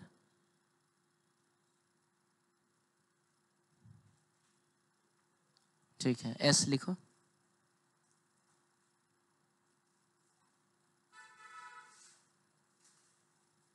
लिख लिए? क्या करना होता है? एफ डॉट एस करना है। तो क्या सिखा रहा हूं मैं अभी? तो यही ना सिखा रहा हूँ, आई क्या पाएगा यार। तो तुम लोग यार डिसअपॉइंट करता है इतना ज़्यादा। अरे कम से कम जो क्वेश्चन में लिखा है उसको कॉपी में तो हम लिखेंगे ना। आ गया? -10 आ गया सबका? चलो ठीक है, सुनो इधर देखो कैसे आ रहा है। हाई देखो, ये एफ जो है 3i कैप माइनस कितना 2j cap plus k cap, और s जो है वो है -10i cap plus 20 k cap है। देख लेना ध्यान से। हमको वर्क डन चाहिए का मतलब हुआ हमको चाहिए एफ डॉट एस। हाँ तो क्या किया जाए, आई कैप का कोफिशिएंट आई कैप मल्टीप्लाई किया जाए तो कितना हो जाएगा? -3। नहीं समझ में आ रही है? मैंने अब इससे आसान क्या हो सकता है जिंदगी में? है जे कैप का कोफिशिएंट यहाँ कितना है? -2 है, और यहाँ कितना है? 20 है। ऐसा मत करना कि आमने सामने देख के मल्टीप्लाई कर देना। हमको ये भी ढूंढना है कि जे कैप का कोफिशिएंट कितना है। तो है ही नहीं, जे कैप नाम का चीज ही नहीं है। तो पता है काहे नहीं है? क्योंकि वो 0 जे कैप होगा। धैत तेरे की, अरे 0 जे कैप होगा। मैंने इसको थोड़ा ढंग से लिखा जाए तो हम लोग क्या लिखेंगे? प्लस कितना जे कैप? 0 जे कैप प्लस कितना 20 के कैप। ऐसा? अरे बोलो, तब -2 को 0 से मल्टीप्लाई करोगे 0 ही ना आएगा। तो मिला जुला के बात देखो ये है ना कि जो सिंगल है ना, सिंगल, उसको हम लोग नेगलेक्ट कर देंगे। समझ रहे हो? प्लस कितना था? 20 था। तो जेकब का जोड़ा इधर नहीं है, छोड़ दो उसको, उसको वैल्यू नहीं देना है, ठीक है। और ये क्या के कैप और के कैप जो है, नहीं होता है जैसे बाहर में जाओगे ना क्लब उलब जो होता है तो उसमें आप चाहिएगा कि हम सिंगल एंट्री कर ले, नहीं होता है। हाँ जो क्लब में क्या होता है, लोग कपल लोग डांस करता है, अब उसमें जो सिंगल वाला जाएगा वो सबको डिस्टर्ब ना करेगा। तो ऐसा होता है। तो ये समझ लो डॉट प्रोडक्ट एक ऐसा क्लब है जिसमें सिंगल लोगों को एंट्री नहीं है, उसको मार के भगा देगा। हाँ ये बताओ, एक है और ये क्या है 20 है, तो इसको मल्टीप्लाई करोगे तो 20 ही ना आएगा, आंसर जूल में आएगा क्योंकि हम वर्क डन निकाल रहे हैं। तो ये हो जाएगा -10 जूल। सही है, ठीक है। सुनिए अब अगर कहीं ए डॉट ए लिखा हुआ है, इसको बोला जाता है सेल्फ प्रोडक्ट। क्या बोला जाता है? हाँ सेल्फ डॉट प्रोडक्ट बोल सकते हैं हम इसको। और जब हम लोग इसको तोड़ के लिखेंगे तो क्या लिखेंगे? ए इंटू अरे ए बी कॉस थीटा होता है, तो ए की जगह पे भी ए, बी की जगह पे भी ए, और कॉस थीटा में कितना डिग्री? अरे ये दोनों एक ही वेक्टर है, दोनों सेम वेक्टर है, तो दो सेम वेक्टर सेम ही डायरेक्शन में ना होगा। अरे बोलो यार। हाँ तो 0 डिग्री कॉस 0 कितना होता है? तो याद रखिएगा बाबू, ए डॉट ए कितना होता है? ए स्क्वायर होता है। आप समझ रहे हैं? अब सुनिए मैं एक चीज आपको बताता हूँ। इक्वेशन ऑफ मोशन का नाम सुना है आपने? 3 गो इक्वेशन ऑफ मोशन होता है। 9वीं क्लास में भी पढ़े, 11वां में भी पढ़े, अभी 13वां में भी पढ़ रहे हैं। 4 दिन पहले बताया। अच्छा डिराइव तो करा ही थे 3 गो इक्वेशन, बहुत बढ़िया। क्या है इक्वेशन ऑफ मोशन? v बराबर u plus A T, S बराबर U T plus half A T square, V square बराबर यू स्क्वायर प्लस 2a। ऐसा पढ़े हम लोग। अब ये कौन सा फॉर्म है इक्वेशन ऑफ मोशन का, स्केलर फॉर्म की वेक्टर फॉर्म? ये स्केलर फॉर्म है क्योंकि कहीं ऊपर वेक्टर का साइन नहीं दिख रहा है ना बाबू। और ये मोशन में मैं आपको बताऊंगा कि जब मोशन इन वन डायमेंशन की बात होगी ना, तो एक डायरेक्शन को पॉजिटिव, एक डायरेक्शन को नेगेटिव मान के सारा कैलकुलेशन स्केलर वाला करते हैं। प्रॉब्लम तब होता है जब मोशन इन 2D में चला जाए, तब तो दुगुना प्लस वाला हो गया, दुगुना माइनस वाला हो गया है, तब बताना पड़ेगा कि एक्स वाला प्लस है, ये वाई वाला प्लस है। खैर छोड़िए, ये स्केलर फॉर्म, इसको वेक्टर फॉर्म में बदलना है हमको, तो कुछ नहीं करना है। ये जो जो इसमें वेक्टर है उस सबके ऊपर तीर लगा दो। तो बताओ v बराबर u प्लस ए टी, ये तुमको समझ में आ रहा है? चलो इधर जगह इधर तीर लगाते हैं। बोलो क्या? s बराबर U T plus half A T square. s बराबर यू टी प्लस क्या? हाँ, क्या किया मैंने? उसमें और इसमें क्या अंतर है? जो जो वेक्टर है उसके ऊपर तीर लगा। इसको कैसे लिखोगे थोड़ा बताओ तो जरा। इसको वेक्टर फॉर्म में लिखना है, क्या करेंगे? क्या? हाँ वही होगा, लिखेंगे v का स्क्वायर ना बराबर u का स्क्वायर बराबर 2 a इंटू एस, ऐसा लिख देंगे। नहीं नहीं, ऐसा नहीं। दो वेक्टर के बीच में ऐसा कभी स्क्वायर नहीं होता है, चाहे कभी नॉर्मल वाला को मल्टीप्लिकेशन नहीं। तो हम इसे v स्क्वायर को a डॉट ए लिख रहे हैं, तो इसे v स्क्वायर को अगर हमको वेक्टर फॉर्म में लिखना होगा, हम क्या लिखेंगे? v डॉट v बराबर, हाँ सुनिए, लिखने दीजिए मुझको, ठीक है। इसको जब वेक्टर फॉर्म में लिखा जाएगा तो ऐसे लिखा जाएगा, ठीक है। कैसे? v डॉट v बराबर u डॉट u प्लस 2, तब a और s में, तब यहाँ भी क्या आएगा? जब यहाँ डॉट है यहाँ डॉट है तो यहाँ भी डॉट ही आएगा। आप समझ रहे हैं? तो एक बहुत ही छोटी सी बात है, लेकिन अब याद रखिएगा कि a dot A just a square हो जाता है, अपने मैग्नीट्यूड का स्क्वायर हो जाता है। अरे बोलो ना, जैसे काइनेटिक एनर्जी है तो हम लोग लिखते हैं उसको हाफ एम वी स्क्वायर, तो ये क्या है? इस वेलोसिटी का मैग्नीट्यूड का स्क्वायर। लेकिन कोई बोले ना इसको थोड़ा वेक्टर फॉर्म में लिख के दिखाओ, तो हम इसको क्या लिखेंगे? Half M V dot V लिख देंगे।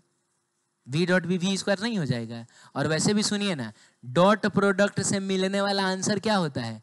स्केलर होता है। तो सही बात है, यहाँ से स्केलर मिला, मास भी स्केलरे है और हाफ भी स्केलरे है, तो मिला जुला के आपका काइनेटिक एनर्जी भी क्या आ जाएगा? स्केलर आ जाएगा। तो ये चीज है, क्लियर है? तो देख लो, दे ये दिया शायद, बताओ आंसर बताओ।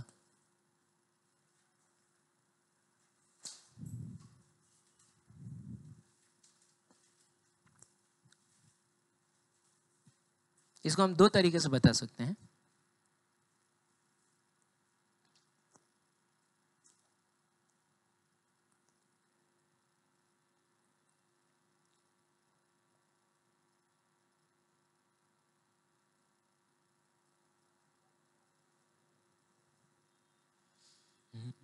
जब से तुझे ने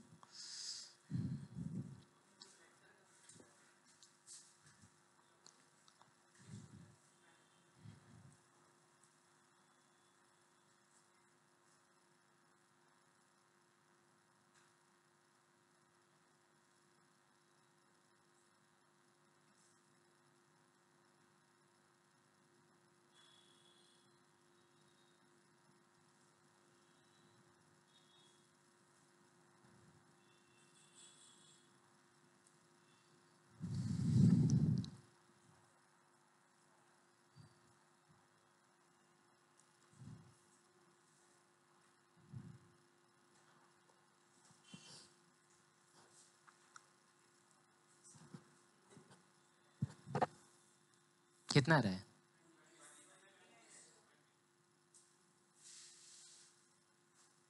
29 जूल आ रहा है। काइनेटिक एनर्जी कितना रहा है? ओमकार बना दो एकदम।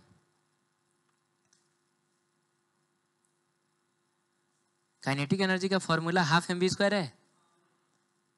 तो हमको मास दिया होगा, v का स्क्वायर करना है। v का स्क्वायर हम दो तरीके से कर सकते हैं, देख लें। हो गया, ट्राई कर लिए आप लोग? चलिए देखते हैं। पहले ये बताइए कि वेलोसिटी दिया कितना है जी, तो 3i cap minus 2j cap plus 4k cap, क्या बोलते हो। और हमको काइनेटिक एनर्जी चाहिए, तो काइनेटिक एनर्जी होता है हाफ एम वी स्क्वायर। देखो दो तरीके से बना सकते हैं। पहला तरीका ये है कि आप भी निकाल लीजिए। भी का मतलब क्या हुआ, इसका मैग्नीट्यूड निकाल लीजिए। आप समझे नहीं, तो भी जो होगा वो अंडर रूट 3 का, इस बताए थे रिकॉल, अब बोलो जल्दी।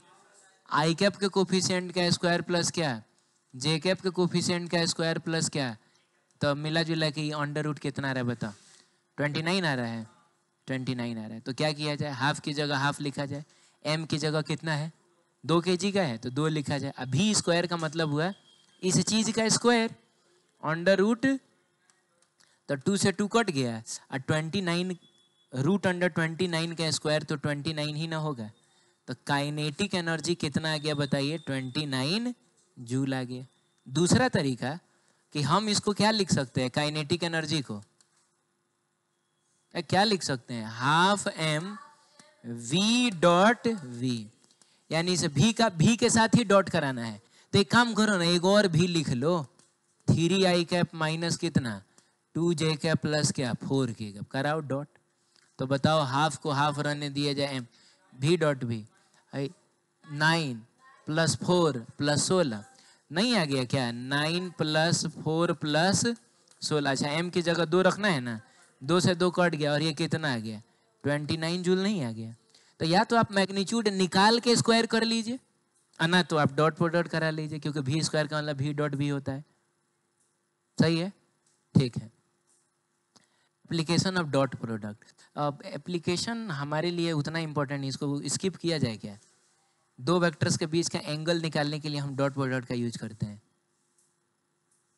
हैं? इस टॉपिक को स्किप किया जाए, डोंट थिंक कि कभी हमको बहुत ज़रूरत पड़ जाएगा, या देख लिया जाए। नहीं एक और होगा, एक एक, एक अलोंग दूसरे का कंपोनेंट निकालने के लिए। क्या, अच्छा मैं बता ही देता हूँ, छोड़ो ना, कितना टाइम लगेगा, 5 मिनट में देख लेते हैं। बहुत ज़्यादा लेकिन हमारे लिए ये इम्पोर्टेंट नहीं है, ठीक है, लेकिन यार ठीक है, कॉन्सेप्ट है, जान लो। डॉट प्रोडक्ट का यूज करते हैं दो वेक्टर्स के बीच का एंगल निकालने के लिए। कैसे यूज करते हैं समझाता हूँ, सुनो ध्यान से। ये है एक वेक्टर ए है, एक वेक्टर बी है, तो डॉट प्रोडक्ट कितना होता है, ए बी कॉस थीटा। तो यहाँ से कॉस थीटा बराबर क्या हो जाएगा, ए डॉट बी बाई कितना ए बी हो गया। तुमको वेक्टर दिया रहेगा तो पहले क्या करना, ए डॉट बी लिख लेना। अब फॉर्मूला तुम तो ये मत याद करो, तुम तो यही याद रखो, ए डॉट बी कर लेना, फिर ए का मैग्नीट्यूड निकाल लेना, बी का मैग्नीट्यूड निकाल लेना, बोलो ना। तो जब ये पता चल गया ये और ये पता चल गया तो थीटा नहीं मिल जाएगा। कैसे मिलेगा ये आइए एग्जांपल से हम समझते हैं। We have two vectors, A is equal to कितना root under 3i cap plus J cap, B is equal to I cap plus कितना रूट 3j कैप। बड़ा अजीबोगरीब वेक्टर है कि नहीं दोनों। अरे ये दोनों वेक्टर तुमको दिखाई दे रहा है, ए और बी, जिसमें ए कितना है minus of root 3i cap plus क्या, और बी कितना है I cap plus root 3j cap. सुन रहे हो, तुमको बताना है कि positive direction of X axis and A के बीच का एंगल कितना होगा। Positive direction of X axis का ए के साथ एंगल बताना है, फिर positive direction of X axis का बी के साथ बताना है, फिर negative direction of Y axis का ए के साथ बताना है। अरे बोलिए ना, फिर बताना ए और बी के बीच का एंगल कितना होगा। हम इसको दो तरीके से करेंगे। पहला तरीका, हम इन दोनों वेक्टर्स का फोटो बनाएंगे। अब फोटो बनाकर डिसाइड करेंगे कि ये कितने कितने एंगल्स बना रहे हैं। थक गए क्या आप लोग? अच्छा मान लीजिए कि जैसे ज़्यादा मेहनत करने से थकान होता है, तो उसके लिए क्या करना चाहिए, है रेस्ट करना चाहिए। नहीं, रेस्ट करने का टाइम ही नहीं, हम लोग चाह के भी रेस्ट नहीं कर सकते हैं, समझ रहे हो। रेस्ट में हम लोग तो कर ही सकते हैं, लेकिन नहीं कर सकते चाह के भी। इसको अपने आदत में हमको, देखो होता क्या है कि बैंक का जो मैनेजर होता है ना, वो सवेरे जाता है सवेरे 9 बजे, और रात में वो भी 8 बजे, 8 बजे क्या 9-10 बजे तक वो आता है, दिन भर वो सब काम बैठ के करता है। हैं? तो क्या बोल रहे हो? अच्छा, उसमें आराम कर लेता है ना। उन लोगों को भी काम करना रहता है, बहुत प्रेशर रहता है। तो तुम लोग भी डॉक्टर बनेगा हैं? तुम लोग डॉक्टर बनेगा, तुम लोग को आराम मिलेगा क्या? रात में 2 बजे किसी मरीज को कोई प्रॉब्लम हो गया, वो बाप बाप चिल्ला रहा है, तो तुम नहीं, तब तो और आराम हो जाएगा। अभी तो कम से कम है ना कि हाँ भाई हम 10 बजे तक घर पहुंच रहे हैं, तो 10 बजे से लेकर सवेरे 6 बजे तक हम सो सकते हैं 8 घंटा। उस समय कहाँ है? पूछो इसकी मम्मी से, क्या जी 2 बजे 3 बजे जब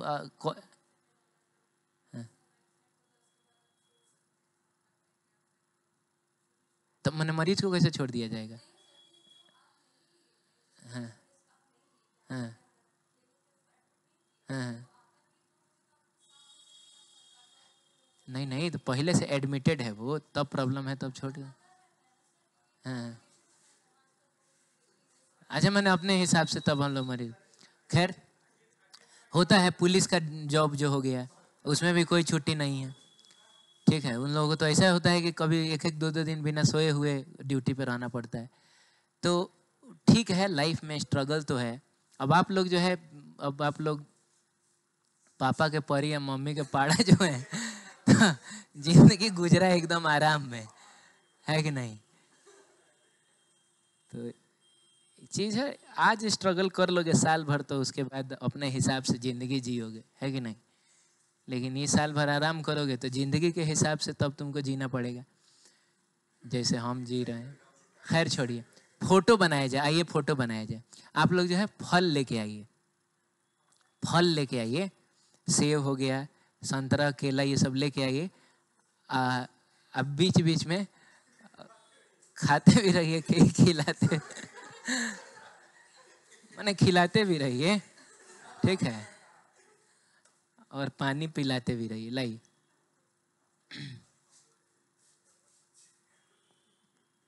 जय ठीक है ठीक है ठीक है, खड़ी हो जा, खड़ी हो जा ना, कुछ पनिया गिर जाएगा, ठीक है ठीक। ये तो साफ एकदम अलग, कोई बात नहीं है, ये तो पानी है ना।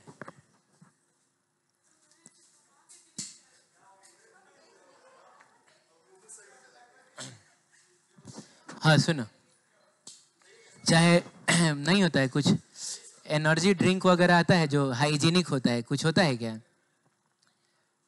कोई हाइजीनिक एनर्जी ड्रिंक नहीं आता है? वो सब स्टिंग विस्टिंग नहीं, वो सब फालतू चीज़ें सब नहीं। ORSL होता है, वो हाइजीनिक होता है, बी नेचुरल। मतलब ऐसा कुछ ना, खरीद खरीद के अपने बैग में रखिए, बीच में खाते पीते रहिए, है कि नहीं? ठीक है। ए और बी को पहले हम लोग ड्रॉ करते हैं, देखते हैं कि ये शक्ल से दिख कैसा रहा है। उधर चलिए कोना में ड्रॉ करते हैं हम ना।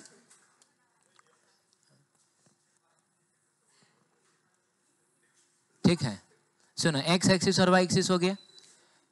ए जो है वो है -√3i cap plus J cap.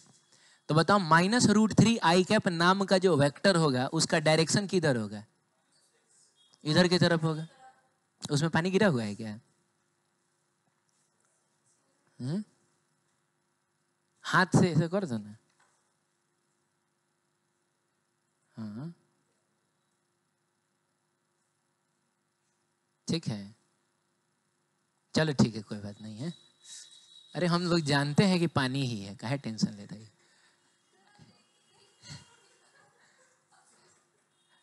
ये जो है -√3i कैप, ये किधर होगा ये बता? Negative direction of X axis में होगा। तो ठीक है, इसको पहले ड्रॉ करिए। तो ड्रॉ किया हमने, तो -√3i कैप इधर है ना होगा, इसका नाम है -√3 क्या आई कैप। अब इसमें जोड़ना है किसको? जे कैप को। तो इसका डायरेक्शन किधर होगा? इधर, हाँ ऊपर होगा, ठीक है। तो इसको मैंने थोड़ा ऐसा छोटा क्यों बना दिया, ये थोड़ा हमको समझाओ तो। इसको मैंने छोटा क्यों बना दी? क्यों बना दिया? क्योंकि क्योंकि बाबू इसका मैग्नीट्यूड है √3 यूनिट। इधर देखो ना, √3 यूनिट, √3 का मतलब 1.732 ना होता है, इसका मैग्नीट्यूड बस 1 यूनिट है। तो इसका मतलब हुआ कि इससे तो ये छोटा ही होगा। अब वेक्टर ए सर्कल से कैसा दिखेगा? तो इसके लिए क्या किया जाए? दोनों को जोड़ा जाए तो वेक्टर ए सर्कल से ऐसा ही ना दिखेगा। जा, अरे यही ना होगा। हाँ, जिसका एक कंपोनेंट -3 आई कैप और एक कंपोनेंट जे कैप है, हो गया ये वेक्टर ए। बोलो बाबू, ठीक है। अब वेक्टर बी को ड्रॉ किया जाए तो वेक्टर बी जो होगा वो होगा आई कैप प्लस √3 जे कैप। तो आई कैप का मतलब हुआ positive direction of X axis. चलिए तो इधर ड्रॉ किया जाए, ये हो गया हमारा आई कैप। क्या बोलते हो? अरे हो गया क्या? और √3 जे कैप, तो √3 जे कैप ऊपर ना होगा, तो ये होगा कुछ मान लिया जाए कितना, तो √3 जे कैप। अब बताइए ये वाला जो वेक्टर है वो सर्कल से कैसा दिखेगा? वेक्टर बी जो कैसा दिखेगा? तो वेक्टर बी जो है बाबू वो तो ऐसा ना दिखेगा। आपको तो समझ में नहीं आ रहा है। ये वेक्टर बी बना किससे है? आई कैप और √3 जे कैप को जोड़ के बना है। तो ये हो गया आई कैप और ये हो गया √3 जे कैप। सवाल है कि इसको छोटा और इसको बड़ा क्यों बनाए? क्योंकि इसका मैग्नीट्यूड 1 है, इसका मैग्नीट्यूड √3 है। √3 1.732 होता है ऐसा, ठीक है। तो ये हो गया हमारा वेक्टर बी। क्या बोलते हो? अब सुनो ना, हमको बहुत कुछ बताना है कि ए कितना एंगल बना रहा है एक्स एक्सिस के साथ, बी कितना बना रहा है, चाहे आपस में कितना बन। तो आप ना ये सारे एंगल्स ढूंढिए। क्या हम ये वाला एंगल ढूंढ सकते हैं? ये वाला एंगल, तो इसके लिए आप ये ट्रायंगल ध्यान से देखिए, ये वाले ट्रायंगल को, ये वाले ट्रायंगल को ध्यान से देखिए। इस ट्रायंगल में बताइए इसका लेंथ कितना है? -√3 है। लेंथ पूछ रहा हूं तो √3 है और इसका कितना है? 1 है ना जी।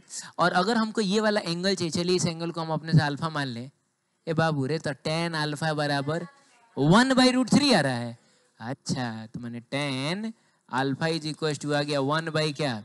तो बताइए ना अल्फा कितना होगा? 30 डिग्री। ओहो, पता चल गया ये एंगल कितना है? 30 डिग्री। सिमिलरली क्या ये वाला एंगल हम लोग पता कर सकते हैं? ये अगर बीटा है तो आप बता सकते हैं tan बीटा क्या होगा? ठीक है। देखिए ये जो चीज़ अभी हम देख रहे हैं, आप खाली समझिए, इसको समझिएगा, थोड़ा माइंड जो है वो शार्प होगा, है कि नहीं? अदरवाइज कोई बहुत ज़्यादा इंपॉर्टेंट कॉन्सेप्ट ये नहीं। वो जेई मेन एडवांस में जाओगे तो उधर कहीं ज़रूरत पड़ता होगा, हम लोगों को उतना ज़रूरत नहीं पड़ेगा, ठीक है।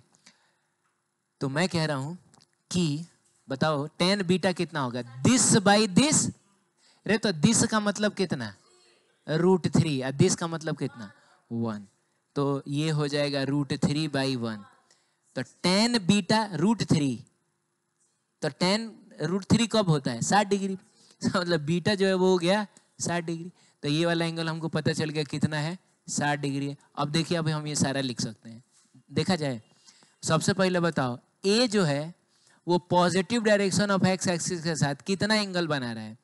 तो यही वाला ना एंगल बना रहा है बाबू, यही वाला ना एंगल बना रहा है। तो ये एंगल कितना होगा? अरे तो टोटल 180 था, उसमें से घटा लो इसको, कितना हो जाएगा बताओ? 150। Uh uh uh uh positive direction of X axis के साथ इतना ही ना एंगल बना रहा है। तो मैं कह रहा हूं ये टोटल कितना है? बोलो, ये कितना है? तो 180 में से 30 घटाओगे कितना होगा? 150 होगा। तो पहले वाले का आंसर हो गया 150। दूसरा वाला बी बताओ, positive direction of X axis के साथ जा। तो बी तो ये है पॉजिटिव डायरेक्शन, 60 डिग्री ना होगा, तो ये हो जाएगा 60 डिग्री। पूछ रहा है ए जो है वो negative direction of Y axis के साथ कितना एंगल बना रहा है? Negative direction of Y axis के साथ। तो negative direction of Y axis कहाँ है? नीचे है, सही है। हाँ, और एक इधर है, इधर है। तो ये वाले एंगल की ना बात हो रही है, तो जिसमें ये 90 है और ये 30 है, कितना हो जाएगा? 120 डिग्री। फिर बोल रहा है ए और बी के बीच का एंगल कितना है?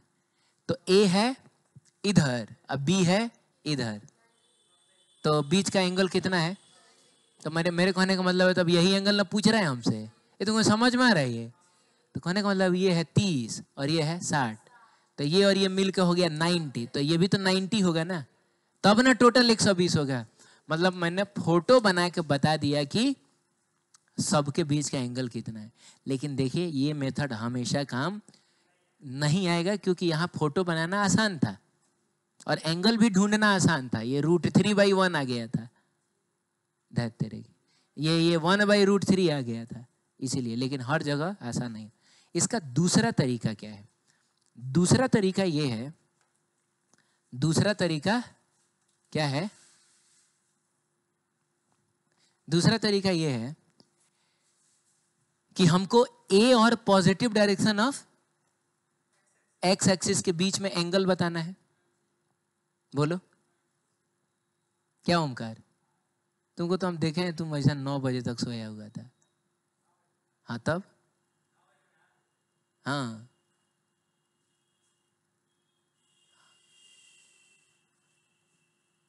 फिर देख रहे हैं तुमको। किसके किसके बीच का एंगल चाहिए? अरे तो मुंह खोल लो रे भाई। एक्स और पॉजिटिव डायरेक्शन ऑफ ए, ए और पॉजिटिव डायरेक्शन ऑफ एक्स के बीच का एंगल चाहिए।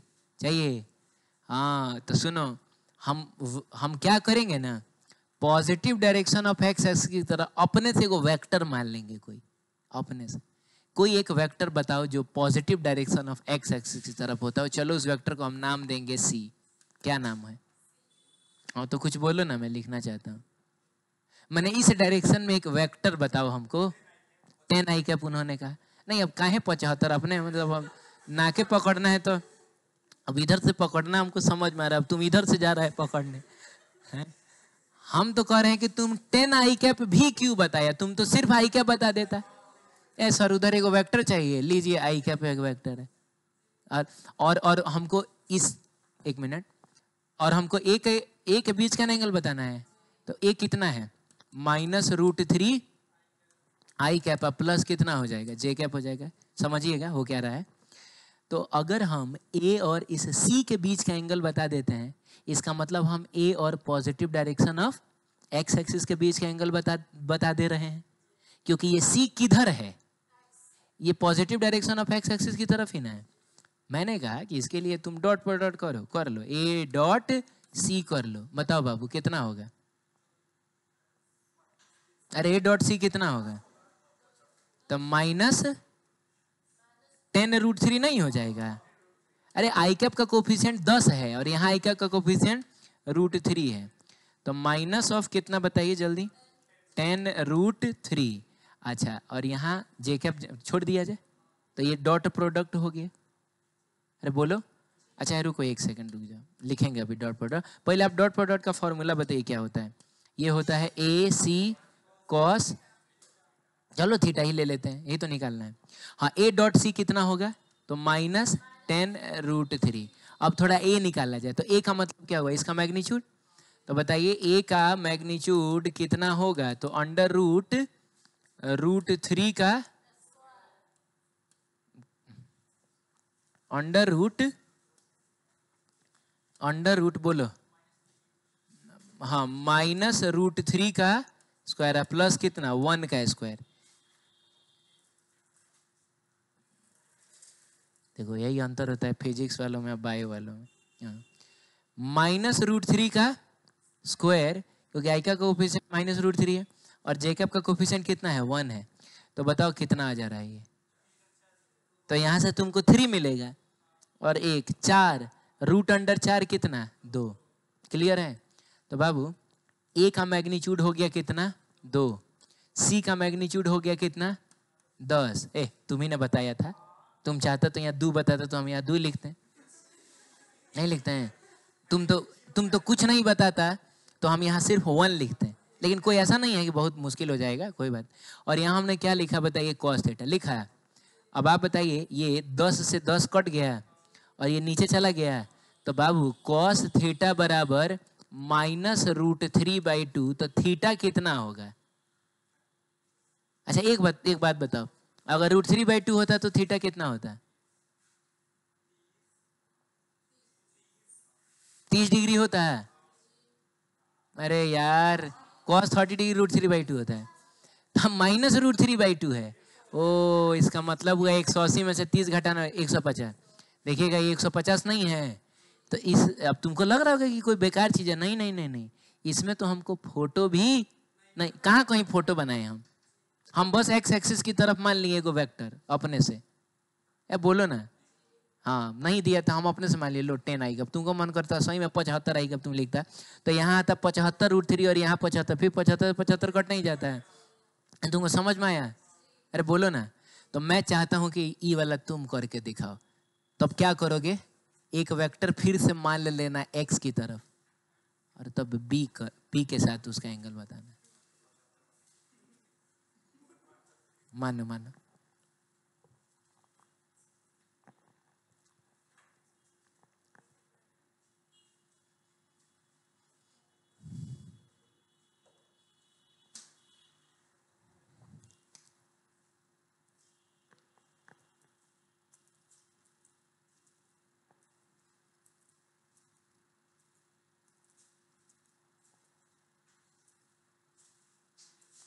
कितना आ रहा है? 60 डिग्री आ रहा है। करो आराम से अपने से। बाबू एक काम करो, एक वेक्टर अपने से मान लो। कहाँ? Positive direction of X axis और बी के बीच का ना बताना है। तो positive direction of X axis में एक वेक्टर अपने से मान लो। अपने से मानो। क्या माना तुमने? तुमने क्या माना? अच्छा, अभी उसको लिख रही हो।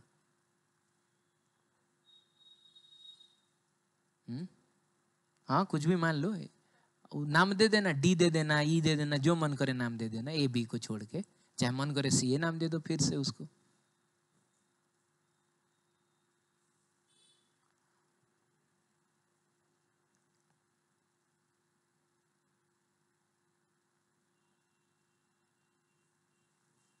E1 आई कैप ले ली, सही है। तो हमको अब किसके, अब बी कितना है? बी नहीं, बी कितना दिया हुआ है? I cap plus √3j cap. तुम्हारा देखें, cos थीटा 1/2 आ गया, तो थीटा कितना आ गया? 60 डिग्री। लाइए देखें, क्या मानी थी तुम? अच्छा, उसको तुम ए मान लिया, हालांकि ये नहीं मानना चाहिए ना, ये तो दिया ही हुआ है। कुछ डी मान लेती, चाहे सी मान लेती, ठीक है, कोई दिक्कत है नहीं। वैसे इसका मैग्नीट्यूड भी 1 ही 2 ही आ रहा है, और इसका 1 है, तो एकदम तुम सही की। Very good. चलिए ठीक है, आप लोग आ गया? यस बताओ। तुम पहले क्या माना? 2 आई कैप मान लिया, एकदम सही किया, सही है एकदम।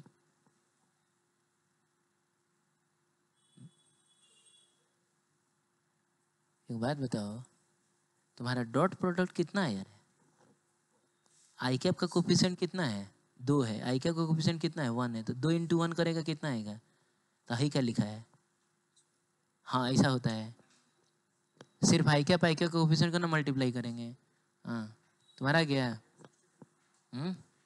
चलो ठीक है, 60 डिग्री। तुम्हारा ओमकार? आपका आ गया, ठीक है, कोई दिक्कत नहीं है। हाँ, चलो कोई बात नहीं। इधर देखिए, हम एक काम करते हैं, हमको positive direction of X axis और बी के बीच का एंगल चाहिए। तो positive direction of X axis की तरफ कोई भी एगो वेक्टर अपने से मान लेते हैं। चलो उसको क्या नाम दिया जाए? डी नाम दे दे क्या? डी नाम दे देते हैं। क्या नाम, इसको क्या लिखा जाए? अरे, positive direction of X axis का वेक्टर मैंने क्या लिखा है? अच्छा, खाली आई कैप लिख दे क्या? हाँ, क्या क्या के लिए हम, हाँ। और बाबू बी जो है वो कितना दिया हुआ है? I cap plus √3j cap. I cap plus कितना? √3j cap. तो हमको क्या करना होगा? एंगल निकालना है दोनों के बीच का। डॉट प्रोडक्ट यूज करिए, यानी आप लिखिए D dot B. I cap का कोफिशिएंट कितना है? 1 1, तो 1 हो जाएगा। देखिए, आप यहाँ 2 भी लिए होंगे, 50 भी लिए होंगे, आंसर बस सेम ही आएगा, टेंशन मत लीजिएगा। आज जे कैप सिंगल है, इग्नोर मारा जाए तो रुकिए, पहले 1 मिनट रुक जाइए। पहले 8 बी, आज को नहीं, पहले बताइए डी डॉट बी होगा कितना? तो डी बी कॉस थीटा, और डी डॉट बी कितना आ रहा है? हाँ, 1 आ रहा है। डी का मैग्नीट्यूड कितना है? 1 ही है। बी का तो इसका मैग्नीट्यूड निकालना पड़ेगा, तो ये हो जाएगा √1 का स्क्वायर प्लस √3 का स्क्वायर, मिला जुला के कितना हो जाएगा 1 + 3 कितना 2 नहीं हो जाएगा। तो ये बी की जगह पे भी हम लोग 2 रखेंगे, हो गया cos थीटा। अब ये नीचे जाएगा तो cos थीटा बराबर 1/2। अरे भाई तो थीटा बराबर 60 डिग्री नहीं आ गया? आप थोड़ा देखिए तो क्या 60 डिग्री था, देख रहे हो? ठीक उसी तरीके से हमको क्या negative direction of Y axis और ए के बीच का बनाना है। चलिए मैं ही बता देता हूँ। Negative direction of Y axis में हम एक वेक्टर मानते हैं, चलिए ई मानते हैं, क्या होगा माइनस, एक मिनट रुकिए, negative direction of Y axis ना चाहिए, हाँ तो माइनस, अच्छा लड़का 2j क्या बोला है, जाने दो, ठीक है -2j। और किसके बीच का बताना है, ए के बीच का, तो ए कितना दिया हुआ है -√3i cap plus J cap. क्या करेंगे ई डॉट ए बराबर ई ए कॉस थीटा। ये समझ में आ रहा है ना? चलो ठीक है, कॉन्सेप्ट ही ना सीख लिए, कहीं का काम आ जाएगा। अब तुम बताओ ई डॉट ए होगा कितना, तो आई कैप को तो इग्नोर मारिए, -2 × 1 -2 ही ना होगा। आप बराबर बताइए ई का मैग्नीट्यूड कितना है?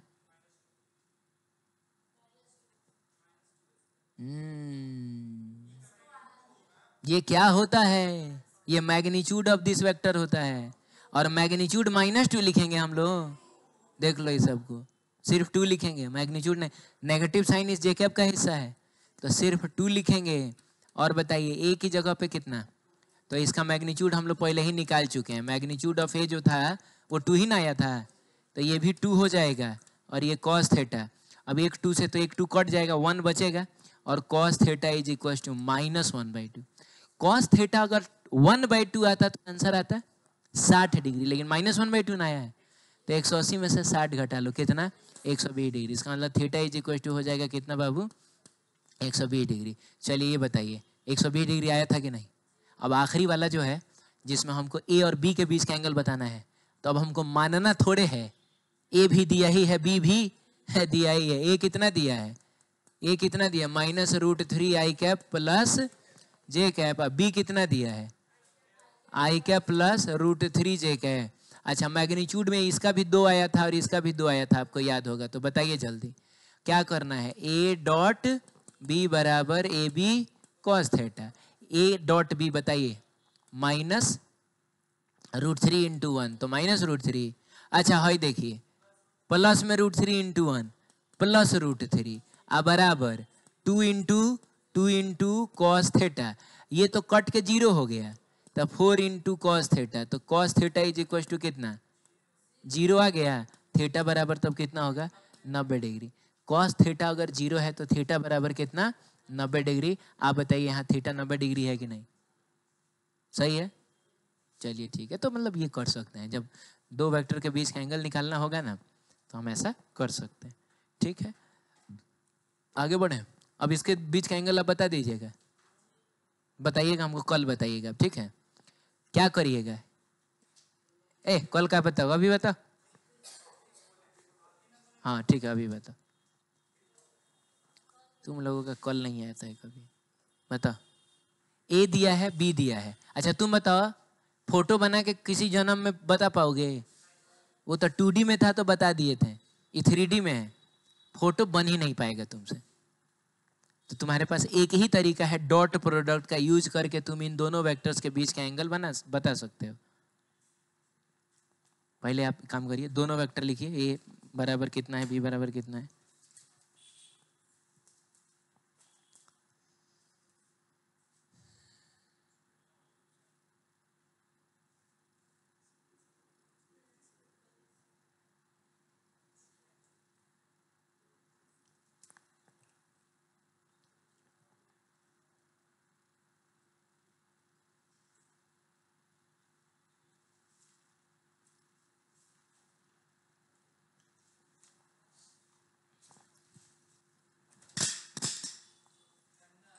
है गंदा सा आए कोई दिक्कत नहीं है, तो कॉस को उधर ले जाए, कॉस इनवर्स करना, कितना रहा है कॉस इनवर्स रूट इतना रहा है, हाँ कहा जाने, ठीक है कोशिश करो। तुम कर ली? अब तुम लिखो ए डॉट बी क्या होगा? ए डॉट बी, ए के ऊपर और बी के ऊपर वेक्टर का साइन दो। हाँ क्या होता है ए डॉट बी? क्या होता है? A B cos theta, cos theta, ठीक है। अब पहले ए डॉट बी करिए आप, रुकिए एक सेकंड, ए डॉट बी करिए। ए डॉट बी कैसे होगा? हाँ हाँ वेरी गुड वेरी गुड। अरे रुकिए ना, तो उसको उधर ना लिखिएगा। अरे ए डॉट बी उधर, यहाँ ना लिखिए ए डॉट बी, तो यहाँ लिख दो। रुक जाओ पहले, क्या कितना है? 2 × 1 2, और उसके बाद ये क्या कर रही हो? आई कैप थोड़े होता है, बस कोफिशिएंट्स को मल्टीप्लाई कर दिया जाता है। तो 2 × 1 3 होता है, 2, 3 × 1 3, बीच में प्लस जाएगा, और -4 × -1 +4, तो ये तो 7 हो गया। नहीं 7 क्या हो गया? 9 हो गया। अब हमको पता करना है ए का मैग्नीट्यूड कितना होगा, तो इसका मैग्नीट्यूड कितना होगा? मैग्नीट्यूड कैसे निकलता है? मैग्नीट्यूड निकलता है अंडर रूट क्या करके, 2 का स्क्वायर प्लस 3 का स्क्वायर प्लस -4 का स्क्वायर ना। तो इसको करोगी तो ये आ जाएगा 16 और 9 25 और 4 29 अंडर रूट 29। इसका मैग्नीट्यूड अगर निकालोगी तो ये हो जाएगा अंडर रूट, ठीक है कोफिशिएंट कितना है? 1 है, तो 1 का स्क्वायर प्लस 1 का स्क्वायर प्लस -1 का स्क्वायर। करो, आ गया तुम लोग का है जी?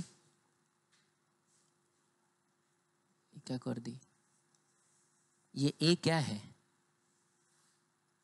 इसका मैग्नीट्यूड है। बी क्या है? इसका मैग्नीट्यूड है। तो इसका मैग्नीट्यूड कैसे निकलता है? नहीं लड़की, ये जो है इसका मैग्नीट्यूड है, कैसे निकलता है? हाँ तो वो कौन करेगा? वो करो ना पहले, तुम की हो देखे। अंडर रूट पहले तुम्हारा 25 कहाँ से आ गया?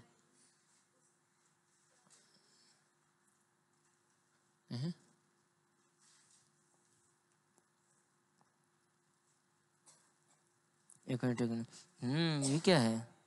ऐसा थोड़ा होता है, -1 का स्क्वायर ना होगा, -1 का स्क्वायर। और ये क्या लिखी हो? नहीं बी है, नहीं, या तो लिखना है तो ऐसे लिखो, और ना तो इसको सिर्फ ऐसे लिखो, ठीक है।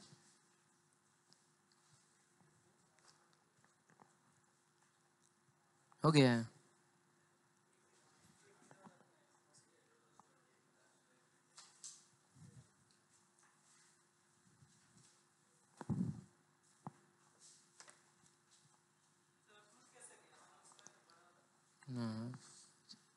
नहीं मारते समय तो नहीं टूटा है, वैसे ही टूटे। हाँ चलो ठीक है, ट्राई किया आप लोगों ने? आया हर यश कितना आया है? अच्छा चलो ठीक है। अरे बाबू देखो पहले ए बराबर कितना दिया है? 2i cap plus 3j cap minus 4k cap. B बराबर कितना दिया है? I cap plus J cap minus K cap. हमको एंगल बताना है, तो क्या किया जाएगा? ए डॉट बी बराबर ए बी कॉस थीटा। तो पहले ए डॉट बी करिए। कैसे किया जाता है A dot B? I cap के कोफिशिएंट को मल्टीप्लाई करिए, जे कैप के कोफिशिएंट को के बताइए, आई कैप के कोफिशिएंट को मल्टीप्लाई करिए, कितना मिला? 2। 3 × 1 कितना? 3। अब -4 × -1 कितना? तो 4 ही ना आएगा, बराबर। अब ए ढूंढना है। ए क्या होता है? इसका मैग्नीट्यूड होता है, जो कि होता है अंडर रूट 2 का स्क्वायर प्लस 3 का स्क्वायर प्लस माइनस, हालांकि चारों का स्क्वायर करोगे चलेगा, लेकिन ठीक है माइनस। हाँ ये कितना आ रहा है? तो 4 + 9 + 16, ये 29 आएगा। अब ये बताइए बी क्या है? बी इसका मैग्नीट्यूड है, तो अंडर रूट आई कैप का कोफिशिएंट 1 का स्क्वायर प्लस क्या? 1 का स्क्वायर प्लस क्या? -1 का स्क्वायर। ये हो जाएगा अंडर रूट कितना? 3। -1 का स्क्वायर 1 है ना होता है। हाँ तो हो गया। अब हम इसकी जगह लिखेंगे अंडर रूट कितना? 29 √3 और cos थीटा। अब ये कितना आ रहा है? 9 आ रहा है। तो बाबू cos थीटा बराबर कितना होगा? 9 डिवाइडेड बाई √। अब कहने का मतलब है कि √a इंटू √b को हम लोग √a भी लिख सकते हैं। तो 29 और 3 को मल्टीप्लाई करोगे तो 87 आता है। तो ये हो जाएगा 87। ठीक है, तो थीटा इज इक्वल टू कितना हो जाएगा? Cos inverse. याद है ना, बताया था मैंने कि जब ना पता चल पा रहा हो तो हम इसको उधर लेके चले जाएंगे। कॉस इनवर्स 9 क्या 87 हो जाएगा। क्लियर है? ठीक है, तो ये ठीक है, एंगल है तो है, ऐसा हो जाएगा। ठीक है, आगे बढ़ते हैं। ये स्किप करते हैं हम लोग, जरूरत नहीं पड़ेगा इसका। ठीक है, मैंने एंगल का तो फिर भी ठीक था, ना तो इसको पढ़ लेना, उसमें दिया हुआ है, वो अपने से भी समझ में आ जाएगा। अगर इंटरेस्टेड हो गए तो पढ़िए लेना। चलिए, तो इसको हम लोगों ने किया, स्किप है इस कॉन्सेप्ट को। हाँ, ये बड़ा इंपॉर्टेंट चीज़ है। डॉट प्रोडक्ट का इस्तेमाल होता है दो वेक्टर्स के परपेंडिकुलर होने के कंडीशन के तौर पे। कहाँ? किसके कंडीशन? दो वेक्टर्स के परपेंडिकुलर होने के कंडीशन के तौर पे यूज होता है। ठीक है, कैसे समझाता हूँ। जैसे अगर दो वेक्टर्स परपेंडिकुलर हैं तो उनका डॉट प्रोडक्ट कितना होता है? 0 होता है। सुन रहे हो? हाँ, बस ये कंडीशन है। हाँ, ए बी cos 90, तो cos 90 0 नहीं हो जाता है। हाँ, जैसे कोई क्वेश्चन, जैसे मान लो एक प्रोजेक्टाइल मोशन का क्वेश्चन है कि एक पार्टिकल को ऐसे फेंका गया u वेलोसिटी से। हाँ, और ऐसे ऐसे जाने के बाद थोड़ी देर के बाद इसकी वेलोसिटी कहीं इधर की तरफ हो गई v। तो सवाल है कि कितनी देर के बाद फाइनल वेलोसिटी इनिशियल वेलोसिटी के परपेंडिकुलर हो जाएगा। देखो ना, इसको अगर हम यहाँ लेके आते हैं ऐसा, तो तुमको नहीं लग रहा है u और v परपेंडिकुलर है? जा, कितनी देर के बाद ये घटना घटेगी? तो पता हम लोग क्या करते हैं, हम लोग जैसे यहाँ पर u निकाल लेंगे। अब ये अगर थीटा है तो ये u cos theta i cap, u sin theta j cap, इसका नाम हो जाएगा। फिर यहाँ भी हम लोग पता कर लेंगे कि t टाइम के बाद वेलोसिटी कितनी होगी, तो उसमें कुछ t का भी फैक्टर आएगा। मैंने क्या आएगा वो बाद में देखेंगे हम लोग। फिलहाल बस इतना समझिए कि इसके लिए हम लोग क्या करते हैं, ये निकाल लेते हैं आई कैप जे कैप के फॉर्म में, फिर वो भी निकाल लेंगे आई कैप जे कैप के फॉर्म में, और फिर दोनों का डॉट प्रोडक्ट करा देंगे, u डॉट v करा के 0 कर देंगे। क्योंकि अगर ये और ये परपेंडिकुलर है, इसका मतलब हुआ दिस डॉट दिस क्या आना चाहिए, यहां से हमको वो टाइम मिल जाता है। सही है? तो एक क्वेश्चन है, ये आप करिए, बताइए। आई थिंक कि this must be the last topic. ये लास्ट ही ना क्वेश्चन है? अरे ये लास्ट ही क्वेश्चन ना है, वो सब तो दूसरा चीज है। इसका बताओ ना, डॉट प्रोडक्ट का बताओ।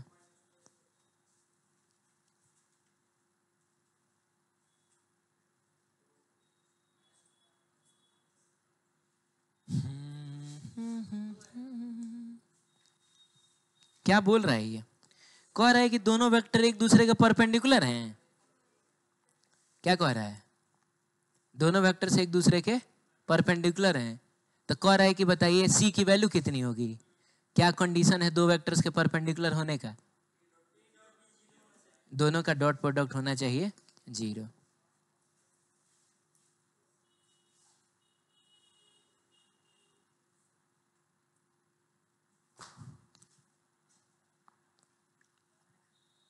हो गया? मैंने बनाना क्या है, आंसर आ गया है। कैसे -2 आएगा? तो कैसे हवा में कैसे निकाल रहे तुम?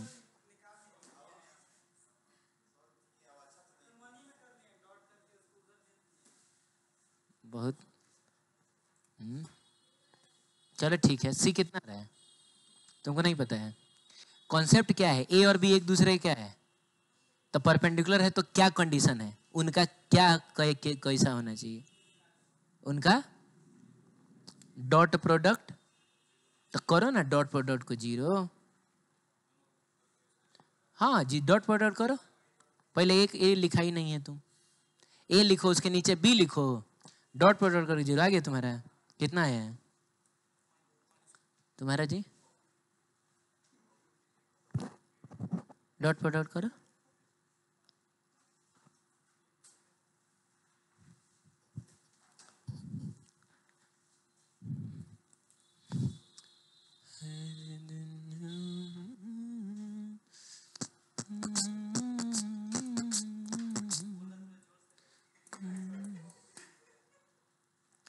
जोर से।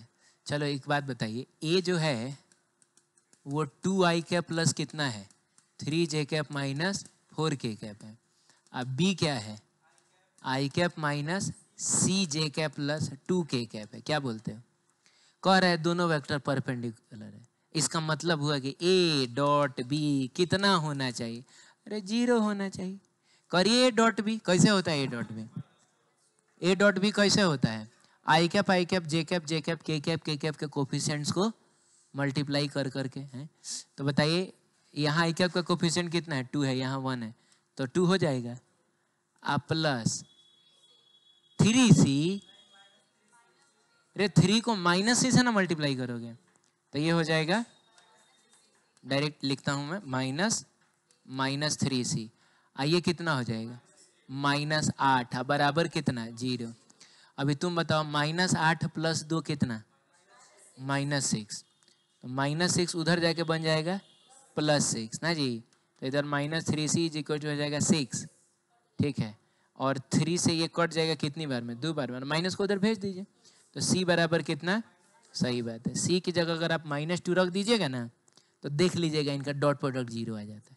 लेकिन ये इंपॉर्टेंट चीज़ था, वो एंगल निकालना उतना इंपॉर्टेंट नहीं है। हमसे नहीं पूछेगा कि 2 वेक्टर का है, लेकिन ठीक है देख लिया हमने। लेकिन ये बहुत इंपॉर्टेंट चीज़ है। क्लियर है? बोलिए जल्दी। चलिए हम लोग नेक्स्ट क्लास में ही वेक्टर प्रोडक्ट पढ़ते हैं।